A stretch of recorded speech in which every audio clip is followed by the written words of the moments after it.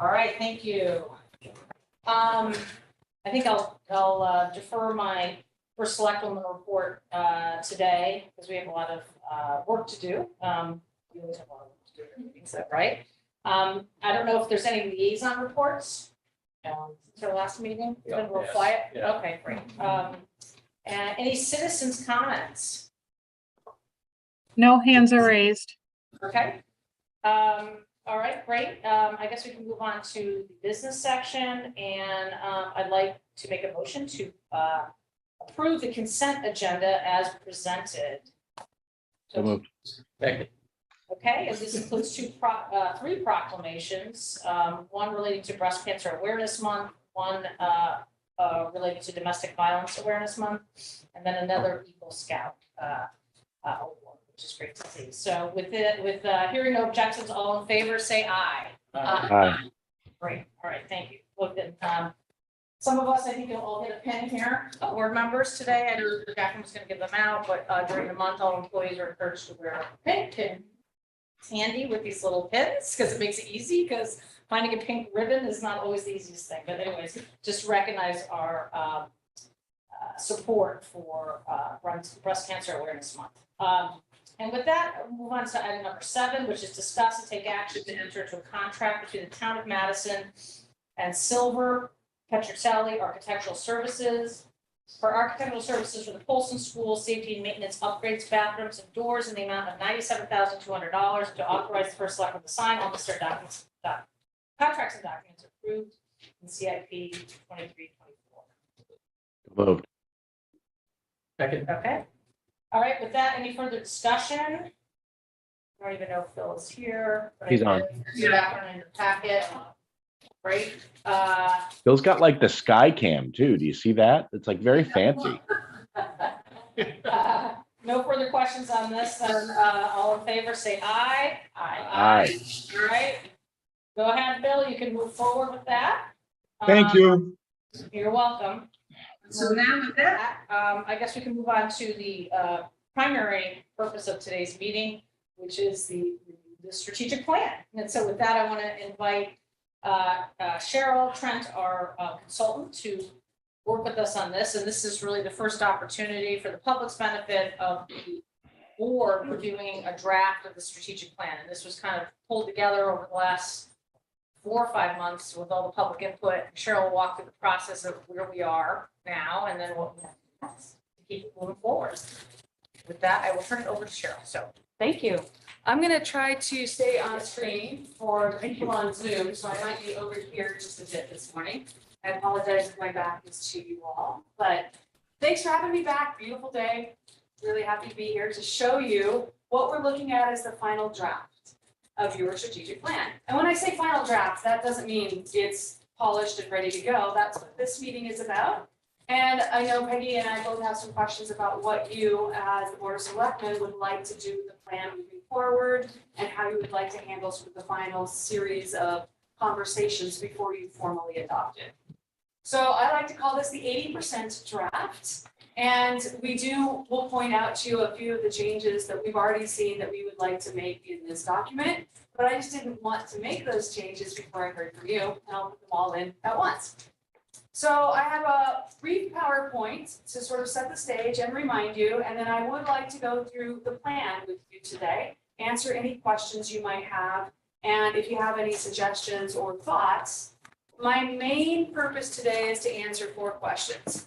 Is there anything in the plan that's confusing? Did I write something down wrong from our retreat? Is there something in there that upon reflection you say to yourself, that doesn't make as much sense as I thought it did? Could we make it make more sense? Then the second question becomes, is there anything missing? So since we've talked, was there an idea that someone's conveyed to you or something you thought of where you said, hey, we didn't talk about this at all? We should probably add that to the plan. The third thing, and probably the most important thing I'd like to do today, is just confirm the order of priorities within your goals.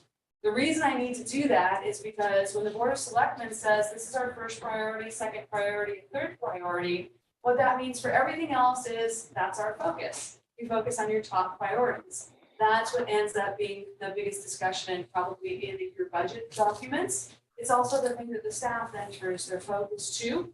when they have the opportunity to work on a strategic plan, they'll take it in priority order. So that's gonna be very helpful today to confirm the work that we did. And then finally, the question is this a plan that you like, right? And I use that phrase consensus. In other words, is this a plan that you can live with? But more importantly to me, can you support this plan? And the only caveat I have to that is that this is a living document. I hope you use it. I hope it changes because something new came up or someone had a great idea that we didn't think about a year or 2 years ago when we were dealing with the plan. So knowing that when you adopt it, it is intended to be a living document. It's not static. It's supposed to change over time. So hence, a new Board of Selectmen 3 or 4 years from now can have their own conversation about the strategic plan and make changes. As you bring new staff members on, they can add to that conversation and that discussion. So, for the record, oh, yes, please. Just a question, because I know we have some members of our strategic plan committee that are attending virtually as well as here. Where would it make sense for them in terms of, if they want to share a comment? I think if the Board of Selectmen is all right with it, as we go through page by page, if we can make it a little bit less formal and kind of have them pitch in if they had something or some idea. What I will say is I'm going to stay as far away from detail as I can get, because I really want to get through these prioritization of goals. So if we have some details, we all know, we all have access, most of us have access to that Google Drive in the room. And that's where, oh, you missed a space here, or there's a period here. Did you right justify or left justify? That type of conversation I would really like to have kind of offline.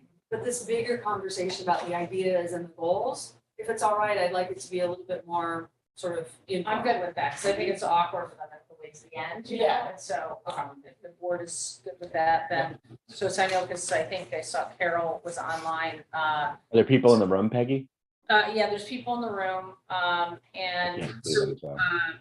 maybe what we can do, Jacqueline, anybody who's a SPAC member, if you could elevate them. I noticed Carol Snow was on. I don't know if somebody else joined. Just so they can be part of the conversation online. And then we have several members, some staff members here that were also involved with SPAC that are in the room. They're all in the back. They're all back. Guys. They're all afraid of me. I'm in the middle row. You are in the middle row, that's right. Way back there. There's no room left time. So, but I encourage you to, raise your hand if you want to jump in. And because I think also the important thing is this was a collaborative process. And sometimes if, I can't remember why something is the way it is because it was part of a big discussion. Maybe one of you had in a group, so so I think it's important to weigh in if you want to shed some light onto why things are the way they are in the plan. So with that, I'll turn it back over. Thank you. And you raised an important point. One of the things that I always like to go through, and I will in a moment, is sort of the process that we use to get to where we are today. And hundreds and hundreds and hundreds of people were involved in this process. I think it's really important to recognize that because number one, we didn't start in a vacuum. We already have some great plans that are out there, some great work that's being done, the POCD. You have all sorts of your commissions and boards have all been working in their respective areas. And we were able to get as much of that documentation as we could and start to use that as the basis for the conversations that we created. So I'm going to take you through that in a moment, but there were two groups that really played a pivotal role besides the Board of Selectmen. One was this core team that met with me weekly.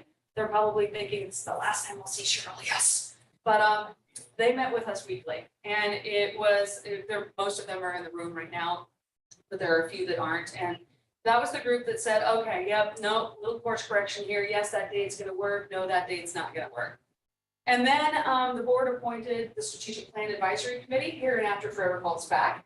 And that group was also instrumental because they had a chance to meet once a month and really provide some great feedback from the community perspective, from the perspective of the groups that they represent, really involved in that piece of it.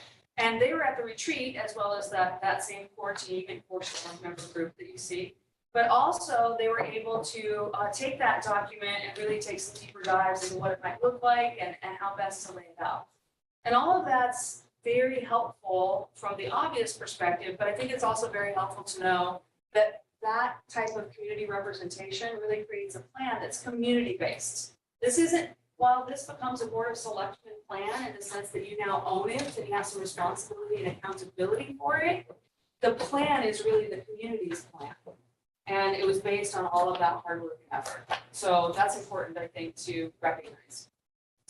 So when you talk about what a strategic plan is, I just want to set the tone, and Al will help me with this, because if I didn't say this, Al's going to reach out and thump me, right? There are lots of types of strategic plans. This is not a plan that's like your POCD. This is not the growth of the community and where land use and development is going to happen. This is a plan really for how the town government focuses its time and effort in relationship to what the community might want and need.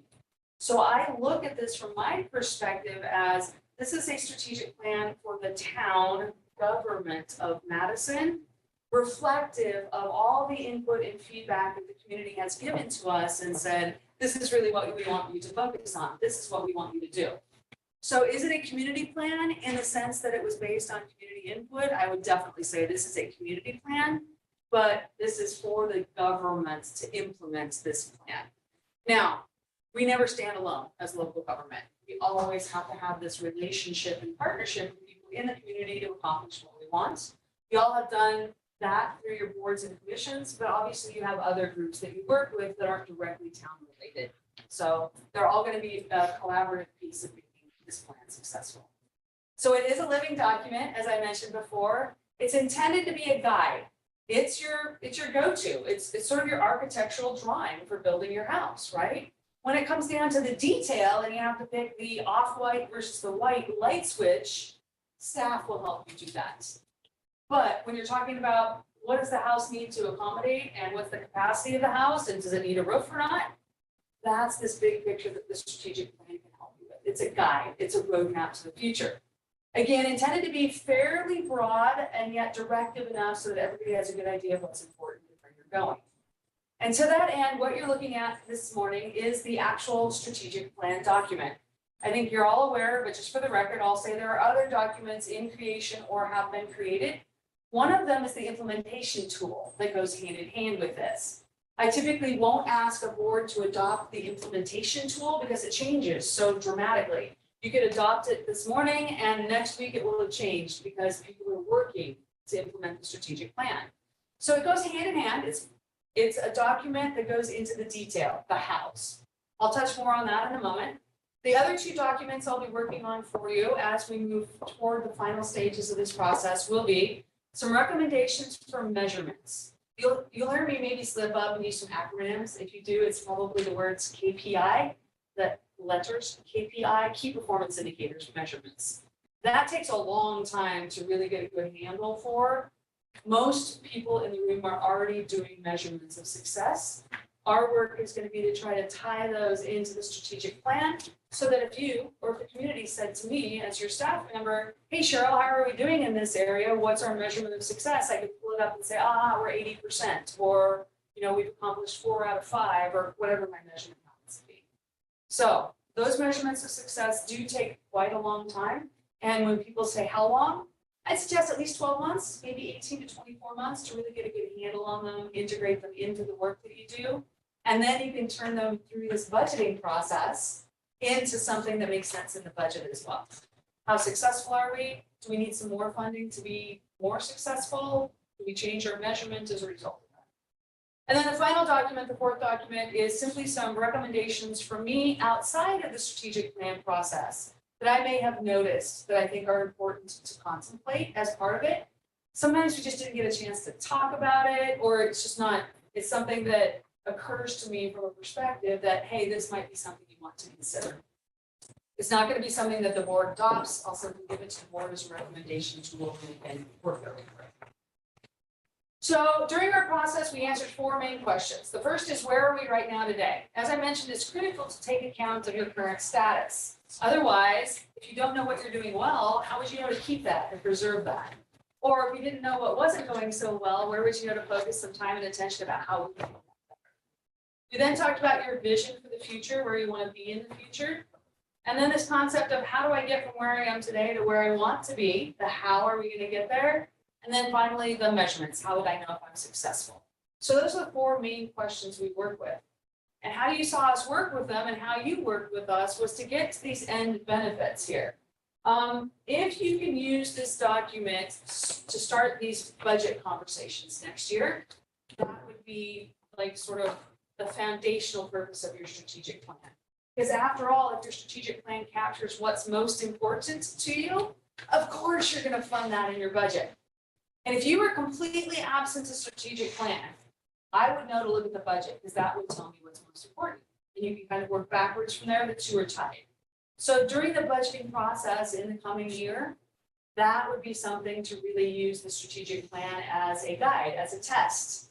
And that's when you start to have these great conversations. Hey, our strategic plan says we should do this, but we've been doing this for the last 25 years. Is there a potential sort of conflict here? And if so, how do we resolve that conflict? Maybe we didn't have a good enough conversation, or maybe we should stop doing that. So those are some of the benefits of strategic planning. We did a 5-phase process. I mentioned the core team and the logistics, and then we did that research I talked about, community engagements. So we did a number of surveys. We did a number of focus groups. We did a community visioning session, all of which, by the way, were very well attended. Your community is very interested in participating in these kinds of conversations. And that's going to be one of my ongoing recommendations, is that you find a way to continue this bigger picture strategic conversation with your community around some of your key focus areas. So for example, the conversation around housing, I think is a conversation that you need to continue to have with your community to help you better define what it is exactly that might look like as you move forward. We just didn't have the time in this process to do that. And housing is a very complicated and very emotional issue for people. Now that you have the conversation started in the strategic plan, this might be an opportunity to continue that conversation. So there were then the retreat meetings and the implementation meetings. The retreat meetings, which all of you had a chance to attend, were focused around the framework, the vision, the mission, the key focus areas, and then some goals and maybe some objectives. And then the team took it from there for the implementation. And that is all right, what do they mean when they said this? Because there were several team members who didn't get the benefit of being at the retreat, but those that were, Zach handled that meeting and it went into the detail about how are we going to do it, by when, who is going to do it, what is the date associated with that. That implementation plan is sort of the document that can be used to show progress. Because the strategic plan is fairly evergreen. It's big picture. It shouldn't change a whole lot. And then the implementation piece should be the document that you can come back every 3 months or so and say, all right, how are we doing in this area? Did we accomplish what we said we were going to? What else are we doing? What do we need help with? What did we learn when we were doing this? So we did this 5-phase process. And you can see the time frame here. I won't bore you with that. But now we're sort of nearing the end, the wrap-up stage. So we have this meeting with the board. At some point, depending on the feedback today and where we head, there will be an adoption process with the board. And it's my goal by that time, it'll be sort of what Peggy did this morning. All right, this is up for consideration. It's maybe a 5 to 15 minute because it's so well understood and you all feel so comfortable with it. In between now and then, I know there's some opportunity to have some more potential conversation. So we'll touch on that at the end and see where you all want to head. It's important to me to never do a plan that doesn't have some sort of results. Why would you spend the time, quite frankly, the money, the energy, and the effort in doing this document if you didn't expect something from it? And here's my sort of response to that. Y'all are now the keeper of the flame, right? Y'all are now this is my strategic plan as a town board member. I am now responsible and accountable for making sure the group on this side, the staff team, the SPAC, is also equally responsible for making that strategic plan happen. The results are only as good as the time and effort that you spend now implementing that plan and making sure it becomes a living document for you. I'm going to give you some suggestions on how to do that as well. If you look at this kind of is how the strategic plan wraps up to me. The budget is at the core, as I said. So the first and most important thing maybe to think about is now how do I deal with our budget moving forward in relationship to the strategic plan? You know, both as a board member and a staff member, are there things that directly relate to the strategic plan? Perfect. That's really clear cut. Are there things that I just don't really see a connection, but I feel like they could be? That's kind of the discussion group. And then are there things we are doing that we have to do? They're regulatory or we're just required to do them. Obviously that stays in. That's kind of our core service. But then there might be a few of those things where you say to yourself, yeah, I don't think that works so well. But you can see for Carol's benefit, howdy Carol, this conversation around the POCD is to me that overlaying big picture, because that's sort of the future of the tangible part of the town, the growth, the development, what you see, feel, touch. The strategic plan is a tool to implement your POCD so that you have to talk and they have to integrate. It's pretty rare that they're in any kind of conflict, but because you're updating the POCD at the same time, I think that was a great opportunity to kind of make sure while we were going through. All right, I mentioned my 4 main questions. These are the 4 questions that I'm really going to ask the board today. Is there anything about this that's confusing that we can make more clear? Did we miss anything? What are our priorities within each key focus area? And then finally, the question is this something that you can live with and support? So those are the 4 questions we're about to go through. What I wanted to do in a moment was go page by page through the plan. But before we get there, these are some of the main agreements we made in the plan. And it's not my intent to talk about them at any length unless there's something confusing or there's something missing. This sort of sets the tone. As you remember, the vision is this big, overarching, sort of inspirational, aspirational. We state it in the present tense, as in, this is who we are. Even though we might not be that completely today, that makes it something that reaches out and grabs you and says, I want to be a part of that. So your vision, the town of Madison is friendly and is I missed an A in there. Town of Madison is a friendly and thriving community with small town values, a rich history, natural beauty, and a high quality of life. So a lot of people will say to me, oh my gosh, all of our vision statements sound alike. This one does not. This one's very unique to Madison. I cannot tell you how much conversation we had around history and natural beauty to get to this point. For those of you that were involved, that was a lot of conversation to get to this point. And then let me relate the mission, and then I'll ask you if you have any questions. So the mission statement is your purpose. Why do you exist as a town? Why would I even want you, right? Why do I pay taxes? This is supposed to answer that question. So I thought we made some changes in this fact to these, right? And that's why they're not being reflected in here. No, the changes are, everything I have to date is reflected in this document. I didn't bring my notes, but I was just because That last meeting on the 20th? Because we changed the word rich, and then we also, I thought, in the mission statement just dropped the whole about voting piece. The rich history, we dropped the rich. Yeah, Because we thought that word, and we came up with another word at the last fact meeting. These were recommendations, I think, that, All right, Yes. if I've made a mistake here, I apologize, but Yeah. this is what I captured from the 20th. I can go back and look at those notes for sure. yeah, because we definitely, it was more because I think the, word rich had a lot of like debate.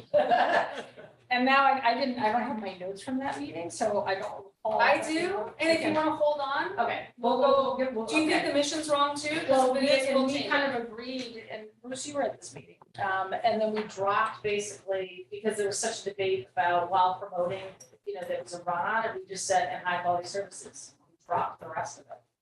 All right, let's skip those, we So, won't talk we'll about go back, because we did have a whole, Yep. we I will looked talk- at this yesterday and I went, yeah, so, Oh, I apologize for that. Let's walk through it right well, now. I should have caught it Leave it earlier behind. when I saw That's the all right. stuff, so. That's my fault for not getting it right in the beginning.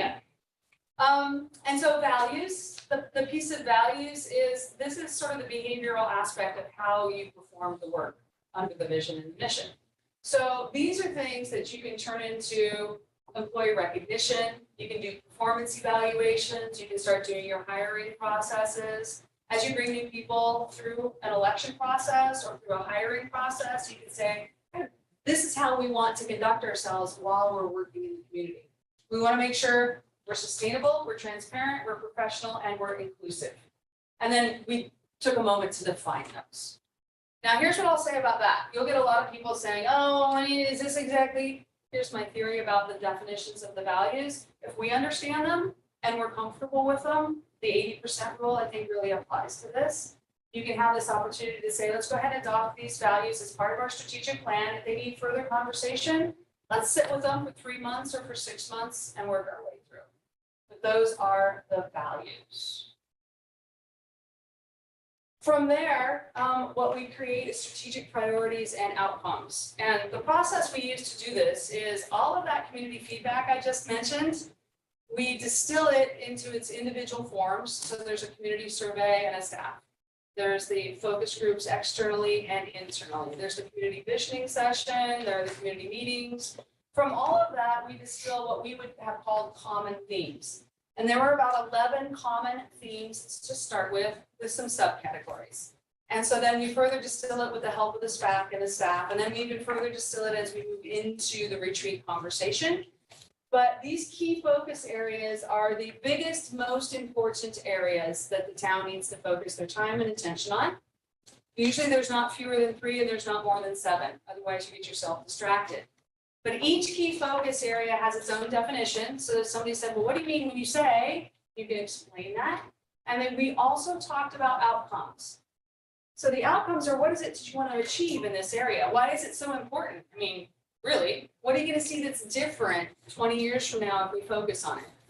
When we define those outcomes, they are very big picture. They're very policy level, but that's what allows us to then to start crafting those measurements. How can I measure the outcome that you want to create? And that's how you have this opportunity to practice with those measurements to get down to the point where you're using the right measurements. Let me give you a good example. A lot of people will say, oh, we want to, what was our phrase? Everybody's going to laugh in a minute. We want to eliminate apathy. All right. How are we going to do that? Well, we're going to have more people at meetings. And then I'll say, how would you measure that? And someone will say, well, the number of people in a meeting. That's probably a measurement. Is that the best one? No, because y'all look apathetic to me, I gotta tell you, right? How can I measure whether or not you're engaged? It's often not that you showed up at a meeting, but maybe it's, did you offer any comment during the meeting, right? Did you engage with us during the meeting? That's how I can judge whether or not I'm eliminating apathy, not just because you showed up for the free pizza. So measurements are difficult, and that is why it takes so long to get them right. We have 5 strategic focus areas.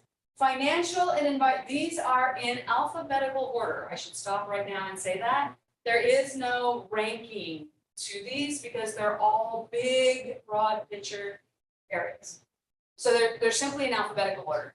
Financial and environmental sustainability, high performing government, modern and innovative infrastructure, safe and healthy community, and thriving business and economy. And again, each one of those is defined in the plan and it has outcomes. And from there, we started to create the goals. And we did have a chance to prioritize our goals during the retreat, but that's going to be the next step I'd like to, when I move over to the plan, to take everyone through. The details are going to be in the implementation plan. If you're a detailed person, the details shouldn't be in your strategic plan. We want this to be more of an evergreen document.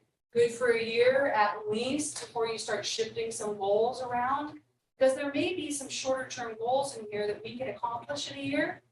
Goals are typically 3 to 5 years. That's why you see a major overhaul of a strategic plan typically every 3 years, where you do a process just like we did to make sure your goals are still solid, still stand the test of time. And that's why you see your goals listed in your plan as well. So what I want to say is that we included the objectives in your plan today for conversation. And the reason we did that is sometimes it's hard to remember why we were trying to do a goal. And the objectives just give you a broader sense of what do we mean when we said that? I don't want to get stuck on objectives. If you start debating the objectives, which are really kind of the staff operational level, we'll never get through the goals. So just a hint right there. I'm gonna focus on the goals. The last thing I want to mention before I turn over to the actual plan and walk you through it is this is in your strategic plan document, and this is critical for everybody to know. I've said this from the beginning, but of course, once you adopt the document, you've kind of made a commitment here. There is a process to update this work in the strategic plan. And it's important, I think, that that process is understood and to some degree or another followed. So as you start to integrate the plan into your annual budget process, maybe even into these master planning documents that we talked about, that will require a conversation. So if someone comes in front of the board and says, oh, I've got an economic development master plan, one of your first considerations should be, how does this relate into the strategic plan of the town? Is there a relationship here? Is there some priority here that we can make some alignment happen with? If not, maybe we should go back to the drawing board with one or both plans. There should be, every year, the board should have a conversation a little bit like this, maybe an hour or two, just to touch base, right? Are the goals, do they still make sense, right? Are we still sort of on track? Do we need any new goals? Has some new information shown up? What happens is that over the course of every day, every week, every month, your staff will be working on the implementation pieces. But they should come back and report up to the board. I call it a quarterly report, a regular reporting cycle, so that the board knows that if they want an update on the strategic plan, they can get it at any time, of course. But let's just say we do something with this plan in November. I know in February, I'm going to get a report from staff that says this is how the implementation is working. Here's our progress. Here's the measurements that we've been using so that you know what's happening in your strategic plan. What that allows you all to do is kind of like what we're doing today. There's a conversation. Oh, hey, this didn't go as well as I thought it did.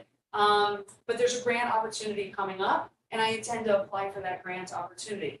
And the board at that point can say, oh, I think that's a great idea. Or, oh, no, we don't want anything to do with that grant. Staff's like, great, save me some time. We don't want anything to do with the grant. So that deeper understanding of the work, and because it's done in a public meeting, the community can also have that deeper understanding of how you're accomplishing what you said you were going to do. Sort of the proof, right? The public proof. And then finally, my recommendation is that there's some sort of annual community update, whether that's during or after your annual strategic plan retreats. But there's some method of continuing to interact with the community to say, don't forget, these were our most important priorities, areas of focus. These are our most important strategic goals. Do you have any questions we can help you answer? To make sure the community's got some connection to it as well. And then the final thing that's important to me is that I leave this flow chart in because to me, this is sort of your decision-making opportunity here. So is this a specific action called out in the plan? No. Is it timely? No. Don't do it, right? I don't care how great it seems at the moment. We spent the time and effort and all of this brain power to create this strategic plan. If it's not in the strategic plan, I can pretty much guarantee you after all the work you did, you probably shouldn't do whatever it is someone's asking you to do. However, you can see almost all of the rest of these are, well, let's talk about it, okay? Because I do believe that discussion improves not just the understanding, but it improves the strategic plan. So one of my clients said, but everything else is a discuss. And I'm like, yes, it is. I'd like you to discuss things. So that's your flow chart that's in the plan. I want to stop for a second and see if the board in particular has any questions about the flow chart or the schedule that will be included in your plan if you approve it. So the strong yes, right? So yes, it's in the plan. Yes, its link is strong and overt. Why wouldn't that be prioritize its implementation? Absolutely. That was what my other client said as well. Why wouldn't this be yes? Right? Well, Like, you know, like this yes, is do not but- pursue. This is like do it. I would say prioritize its implementation or explain, document why it's not being executed. Sure. That's an easy change to make, Bruce. I Thank mean, you. if we have to have conversations about things we agree that need to happen, long conversations, then this tool isn't going to be very valuable for us. I agree that there needs to be room for opportunistic events, right? We weren't planning on doing this, but the state's given us $1 million to do it. It's not a bad thing. Yeah, we probably should do it, even though it's not in the plan. Those kinds of events. I think also that it's worth calling out here that we want to be careful that we don't create a rubric for the town, us as an organization, to rationalize every single project that comes along. I think that's a skill we just have to develop with time, right? The ability to look at it critically and say, yeah, if we really fold it over backwards, we can make it kind of look like it fits the plan, but it doesn't. We have to get comfortable with saying no. Yeah, and that's where I think the specificity later, some of the objectives maybe needs to be mapped out more because so that we have that little bit clearer criteria, how it prioritizes. Right. But I would agree, I think, changing that as a priority in the budget, so anything that hits all the bells and whistles of the plan, should be a priority. Thank you. My other client will be so happy to hear you agree with me. All right. What I'd like to do now is take you through the plan, and I'm going to bring the plan document up as part of that for people on Zoom, so it might be more helpful for them to see. But what I'd like to say about the document itself is that I appreciate all the help that has gone into it, because what we want to do is create a document that reflects who Madison truly is. The personality of Madison, the style of Madison, using photos that help to tell the story. So when that happens, our opportunity becomes, I'm going to stop share for a second so I don't make anybody's eyeballs fall out. What happens with that is it just becomes a better document. But it also means that there are still some things that we are 100% working on and still attempting to make happen in the way that would make most sense for you all. So what I want to do here is come back through and, oh gosh, where did my screen? There we go. Yes, thank you. All right, so let me unzoom that for just a moment. Make it a little bit easier to see. Okay, and I'm going to share screen again for those of you on Zoom. Unfortunately, what this means is I might be walking back and forth a little bit, and I apologize for that. But this is the same document that's been around for just a bit. And I hear you on the vision and mission. I'm going to try to wrap that up as we move through. I might skip that as we go here, but I'm going to come back to it at the end. Because I will not forget it. There was a couple of different changes that were made, and I know Thank that you was, for that. you were from in the airport. So I think you were as Zach was here, so you might not have caught yes, we want to change this, like we added shoreline community, we had a big debate about. I coastal remember shoreline. this. Yeah. No, I'm so embarrassed, but thank you for That's making okay. me less Yeah, embarrassed. that's okay. I know you were in the middle of traveling at the time, so. Yes. Thank you for that. You're very kind. So the document itself is intended to tell a story through the graphics and through the photos, but it's also intended to sort of start big picture and work its way down. So as you can tell, the document right now is about 24 pages. I like to keep it even for printing. So just a reminder, you will get the original version, the original graphic document to change. You'll get a print-ready version, and meaning a professional printer would print it. And then you'll also get a web-ready version that's just really easy for people to maybe download and print at home if they wanted to, or just to flip through and read. So at the end of the day, the document should do, in my opinion, a few things. Yes, it should tell your story, but people should actually sort of want to read it. It shouldn't be dry and so full of information that they say, not for me.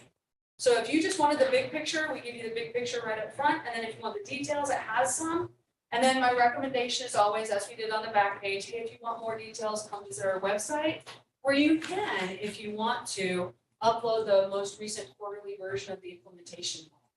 If you ever decide to, this is not a recommendation yet at this point for you, but if you ever decide to use implementation software, there are many pieces of software that exist that sort of track the implementation and the progress and the metrics for you. They're an investment. And I don't know that we're ready for that yet, but if you do, then that's a beautiful online opportunity, because what I can do is I can just click, I can click, I can click, and boom, there's the most detailed information you could ever want to know about that, as well as historical. So that might be something to look forward to in the coming 2 or 3 years, because it is quite an investment. And you'll want to make sure the plan works for you, and the plan's right, before you make that kind of an investment. That's like renting the Audi before you buy it, right? You don't want to invest in something that expensive until you get a feel for what it really looks like. So here's your cover shot. I love this shot. You have, remember, your town logo, which is here on the front page, and then you have a very unique strategic plan logo and tagline, which is embedded throughout the rest of the document. So I want to show you a little bit about what that looks like. Where are you going to go? You don't like me today. All right, let's do this. We start off with a letter from the board. There is a potential here, if you would like to do it, sometimes adding your signatures makes it a little bit more personalized.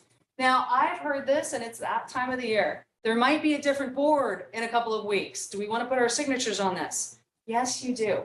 You were the board that oversaw this. You were the board that made this happen. I would recommend that if you want to add your signatures, please do that. And it's really easy for Rita and I to get those with a nice black Sharpie and a nice white piece of paper. And we can make that into a photo for this. But it just makes, it's that little extra personal touch. And my impression of Madison is that you all do have a very personal relationship to the community. I think that would reinforce that. So that's a recommendation on this page. Can I ask a question if, board members wanted to make some comments about this letter? Is that something you can just send independently? Because I know they haven't seen this before. Yeah, of So course. this should be from all of us. I just want to make sure you're all comfortable with the wording. So maybe that's something you could just through email, some suggested edits or whatever, if people want to make some changes. Okay. I think what might work for you all too in terms of process is at the end of the afternoon. We're still in the morning, Cheryl. At the end of the morning, when we decide what you want to do next, I can then send out an email with some deadlines. So it might be a week and a half for you to get me any detailed comments. If you think that's enough time for you, then I'll collate those comments, make the appropriate changes. And if I need some help with that, let's say Bruce says the word should be amazing and Jen says the word should be thrilling. I'm not going to get between the two of you in that argument, but then I can have some help maybe from the staff or from SPAC in figuring that out. Okay. Yeah. So you can see this is where we start with your logo in the upper left and the tagline down that left-hand side. We've talked a little bit about doing, I won't use the technical term, but making the spaces between the letters a little bit longer to make your tagline a little bit longer to play with where it goes on the page. So. Oh, I skipped straight. I hate it when it does that. Oh, come on. There we go. And then there are some acknowledgements. What's supposed to be backgrounded on this page is a photo. Somehow it left me, but you'll see a couple of backgrounding options that we used in here. The town logo is backgrounded sometimes. The strategic plan logo is backgrounded, but for the most part, photos are backgrounded. People just relate emotionally differently to photos than they do with logos. So this is the acknowledgements, thanking the hard work of the SPAC, thanking the hard work of the staff and all the community basically that participated. Oh, man. Okay. I'm just going to use my standard click through. That's not going to work for me. Okay. Then here's your table of contents. You can see this is where we backgrounded the strategic plan logo. I think it looks really great. We'll change these as we go through. And if we add or subtract changes on the pages or add titles. So I normally don't worry about this until the very, very end. We then start to tell the story, sort of the background, the history, and some demographics on Madison. And this is where you start to see some of those photos being backgrounded. We had some great photos, thanks to Rita. But if for some reason we have a board member who says, oh gosh, that photo just isn't going to work for me, please do. That's important to know. I don't know the same history and cultural significance to some of these photos that you all do. So we talked about your key employers and the demographics, the current population, the median home value, your Moody's rating, the median household income, and the total active businesses. And here's the conversation for me about demographics. By the way, I think it was Carol who recommended the rope in between Rita, and I think it looked really well. It turned out really well. The rope is from your strategic plan logo. I think it's kind of a cool element. We want your demographics to help us start to tell the story of the strategic plan. And as you know, many things in the strategic plan relate back to the housing as well as your financial stability and sustainability. The other thing that I think possibly we could highlight here is things like acres of parks potentially, or acres of open space, because that's also something that seemed to be very important to your community. And that might be another nice thing to highlight.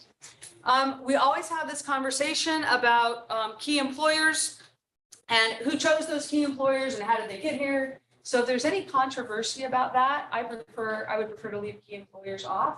But it's often important too, because we talk a lot about economic development.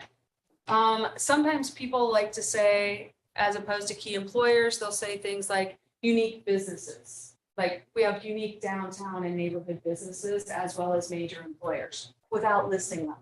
So that might be an opportunity as well. Can I just ask a question on this? Sorry. Please, go ahead. Yes. So as I was flipping through the pages on my own, my first question on these key employers was it in a prioritized order, meaning VNA is the top employer in our town? And I was surprised. So is this in a highest number of employees in the town to lowest? This data source would just list it as key employers. Yeah. There was no like number of employees associated with the key employers. Yeah. Do we put it in alphabetical order, just as an There's a idea? list of- I hear you, guess Scott. there was a list, I think, that came from somewhere that had our, by number of employees and it ranked them. I don't know, and I think Madison Public Schools is actually the top. Yeah, I was kind of surprised. So if maybe put it in the order or alphabetical, but starting with DNA, I was like, what? Yeah, I would agree, because the schools, the beach hotel, yeah, so there's like a list that we can, if we want, then I would just say top employers, rather than saying like they're, so we could get some better data on this. I would be a fan of losing the employers and coming up with other demographic things, the number of homes in town. Other, Acres of open space, that type of thing. yeah, stuff like Yeah. that. I'm fine with that, because it is kind of, because I think once you go into, if you don't do an employee ranking, now you're getting into what businesses you're picking and choosing. And everybody's, Yeah. everybody, this seems to be a sticking point, so, Yeah. yeah. Okay, so we'll come up with some ideas. And a point in time. And I like adding number of, we have a lot of data on the housing, and then adding open space or trails, miles of trails, which would be kind of good, because we're proud of all that with the land Yes. trust. Miles of beachfront. Yeah, and, yep. Number miles of, of shoreline, number of beaches, yeah. Yeah, okay. We'll And come I up with think- something different. And when you think about these things and when you start to brainstorm them, as we get to these, the priority areas, it's always good to have something that ties back to that. And it doesn't have to be associated with necessarily the name of the priority area, but it's always good to have that opportunity to, oh, I didn't know that. And that's why this is so important in the strategic plan, right? So, all right, thank you. Perfect, great feedback. We wanted to talk about the government. We wanted to use this as an opportunity to talk about how you all conduct business in the town. And that's why we have this section on the government and what you all do. Rita helped a lot with this, and that's also why we have the org chart here. So that people can see. I don't think people understand how much community involvement is through your work in terms of these boards and commissions that you have. And when you look at this, quite frankly, it's staggering the amount of opportunities that people have to be directly influential in how their local town government operates, to share their ideas and their input. As a matter of fact, this is so staggering. One of the things that you'll see from me that we didn't necessarily have an in-depth conversation about during our strategic planning is that, is there a way to better organize those boards and commissions so that people aren't sort of overworked and there's not all of this level of information flow that's potentially more disconnected than it might need to be if there were a different strategy here. So while we didn't talk about that in the strategic plan, that's another key recommendation that I'm going to pass on to the board. But that's why we put it there. This is an edit. Yeah, please. I know this is an org chart. I know it shows up in the financial statement. I don't know where its origins are. But for the purposes of this document, I would suggest that we strike the elected bubble. And we strike the recommendation of the two town parties. Especially since we have been struggling to make sure people know that they can come directly to the board. Right. So appointed by the board, I think should stay. Reference to the two town committees. I think should go. Totally Yeah. agree. I think it feels more inclusive Yeah. to take out the town committees. Yeah. And I think that's something that as a board, we've talked about looking at different options going forward Right. about the appointment process. Yeah, this, Because that's also something came out of the strategic plan, I think, too, how we can improve that, so. Because we put it here, it's almost like we have to committing to that process going forward as well. I mean, Yeah. it's probably not going to tell somebody, oh, I have to do it this Yeah. way, but it's not consistent with the other messaging that Right, we've right. got out there. Yeah. So, Right. a little thing. Okay. So this would then just read appointed by selectmen or appointed by the board. Yeah. So appointed by Yeah. the board of selectmen. Yeah. By the board of selectmen, Yeah. And like I And said, I then don't this think would we go need away. the elected bubble. Okay. What would go away? I can't, I'm having a hard time hearing you guys. What's going away? So the bubble that says elected, so it would just be the voters and then the boards, and then the references to the two town committees, the RTC and the DTC. Cheryl, I'd like to take this one step further. You make a profound point with this chart that much of this government is citizen-driven initiatives. The chart shows that very clearly, but the page before it doesn't mention it at all. Okay. So adding a section in there about Boards and commissions. perfect. Where do we capture just other ad hoc committees? You know, we tend to bring those about. I didn't see that, but maybe it's there. Scott, I think They come and go. in the narrative that Al is proposing, we can call out the number of citizen volunteers in elected, appointed, and ad hoc committees. Just so those three categories though are visible somewhere. I just think that's an important point that people don't always understand. Right. And because it's such an astonishing number, Yeah. that I think it's impactful. Would it make sense? This is one of those comments that you're not going to want, but what if we distinguish each one of these three categories with a different color too? These are all easy things to do, Scott, and I don't mind at all. I would just need some help with what colors those are and where it belongs. But it's easy to do org charts, not a problem. This one, like Bruce said, literally came directly from your finance team. It's Yeah. included as part of your budget. And it's not necessarily reflecting. Well, that's the other thing is it it's gives not- a sense of the scope of the organization right. as a town, but it's not really a good representation of Right. of the Management, organizational right. structure, Right. right? Yeah. But I don't think it has to be. Yeah. I wouldn't try to create a true to life No. 'cause org that's- chart. that's- You need 5 pages for that. Yeah. Yeah, this is more just to give you the scope and breadth of government as well as, volunteer base, so. I think the most important point is elected, appointed, ad hoc. So you're saying differentiate, what ones are elected versus appointed? Yeah, I mean, you're kind of doing that already just with those boxes, but maybe it's with color or whatever. But to me, it's these three categories that we want to make sure that Okay. everybody understands. Well, I think that's something, a good thing, like our core team could work on, how to reflect this. Represent it, yeah. Yeah, Scott, just to be sure, what I hear you maybe saying, and I'm pointing at you won't be able to see this very well. But say that very top line is in green because those are elected by the voters. The second and third lines down are, I don't know if this is true when I look at it, but I think it is. These are all appointed individuals by the town board and therefore they would be in purple. And then below that are what you might be calling the ad hoc, and those might be in blue to show that difference. Is that, okay. Something like No, that. these yeah. are permanent committees. There's permanent, which are through ordinance, right? And then there'll be ad hoc is more, Okay. less than 2 years that the board appoints to tackle certain. I don't think ad hoc is represented here. Yeah, and I it might think we not can be, do that yeah. in the narrative as well, but we'll Okay. put our thinking caps on how to get that. I just wanted to make sure I was up to speed on your color scheme, Scott, so that makes sense, thank you. Okay. And maybe, I mean, I think with all these categories, maybe there's an other that needs to be added to, just to give you wiggle room for other things that may pop up.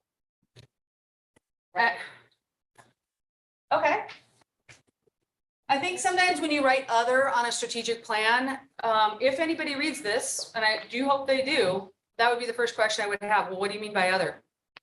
And sometimes it becomes impossible to list everything too, right? And I don't want That to was what I was necessarily thinking, be yeah. unravel too, so. Well, it does include the outside organizations too, like the Correct. ambulance, the volunteer fire, so that might be, there's a way we could do like this, Right. Yeah, well. And maybe a box for And if Helen volunteers has and. a comment, Oh, you'd yeah. like to make it? You're welcome to interject if you want So to. I would agree. I'm just, my point is that when I looked at this chart, it looks to me like this entire group of people, which I know not to be true, above the appointed section, looks like they're all elected. I thought the same thing. Yeah. As an outsider to the Right. system, it looks like the Yeah. tax collector is elected, et cetera, et cetera. Right. So it probably does need some tweaking. Yeah, we'll definitely, we'll play with that, yep. Thank you. And there's a lot of ways we can kind of make this a little more clear. All right, thank you. For history, we had a beautiful historical photo. They slid off into the nothingness somewhere, but it will go back on here. It's a beautiful historical photo for the bottom piece. And we wanted to make sure that people understood the depth of history that you have. I know everybody does, but let's say you have a newcomer to the community and they read the strategic plan, this will help sort of remind them of that. So we're still sort of in the fairly broad, I'm trying to give some general information that's going to help set you up to understand why we chose what we did. So we're still at the fairly broad stages of the plan. I wanted to touch on the process that we just did so that people know that there was a process. Eventually, this can come out of your strategic plan because a year and a half, 2 years from now, this process won't matter. Your new process will matter. So this can move around in the plan a bit. But I think it's important that you have something that states what we did and what some of those results were, how we reached out to the community and how we had that opportunity to engage and what were those main themes. So one of the things that I want to do on this right-hand side of this page is do a little bit more graphic work there.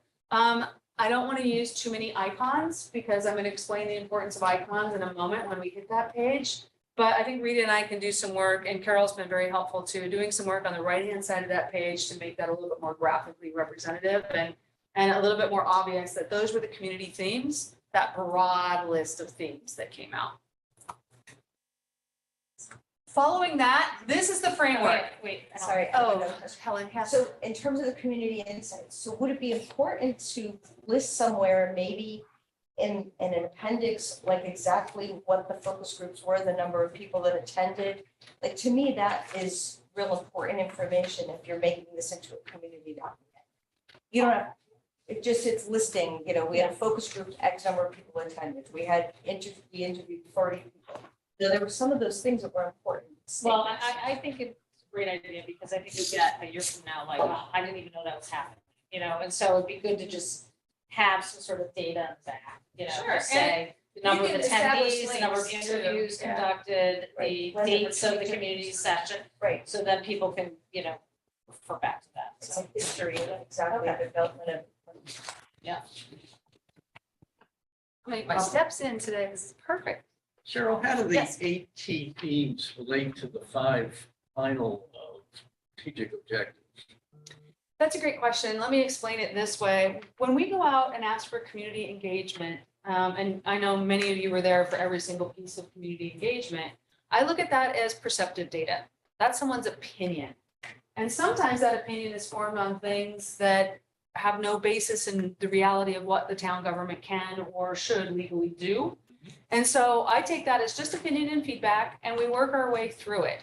And if there are some commonalities that now they turn into these themes, and you can see diversity of housing opportunities, character of the community, which really meant this small town historical kind of concept, this welcoming feel that the town has. thoughtful growth management, high-performing government, multimodal transportation, which was really an issue around walking and biking paths within the town to connect the town, say, to the north part of the town, as well as connecting the downtown and the area out by Hammonasset.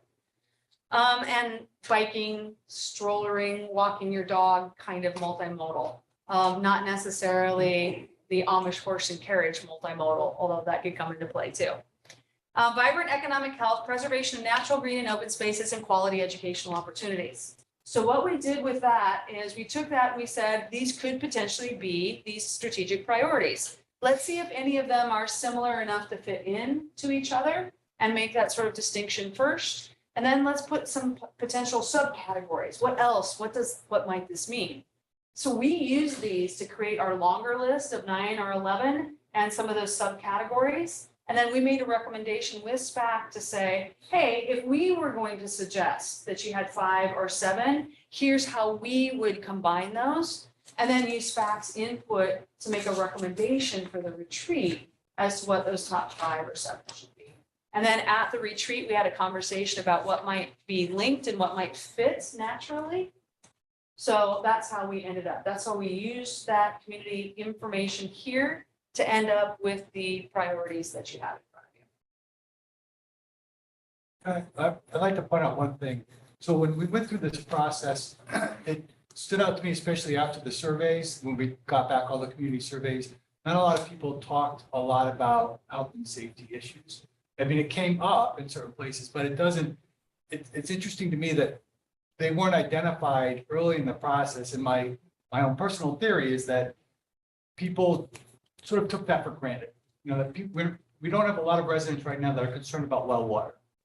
If we had done this survey maybe at the time where that was a concern in North Madison, you might have seen that kind of bubble up. But it definitely bubbled up when we got into like focus groups and started talking about how we know that people are concerned about car break-ins, mental health, physical health, senior citizens. So it did, health and safety wound up getting identified as a key area, but it's not, if you look at these, where did health and safety sort of bubble up naturally?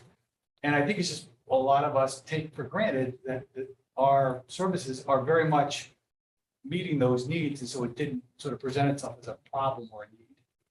Well, and Scott makes a good point. Your data is only as good as the people that gave you the data, right? And it is often hard to engage people in a process when they're busy with their real lives and their families. And so it's typically the people that, number one, have the time, or number two, have a particular focus about what they want that will give you these detailed responses. And then, like Scott said, it's up to us collectively to say, how can we make this reflective of what the community wants, but also include what we know to be true from actually doing the work.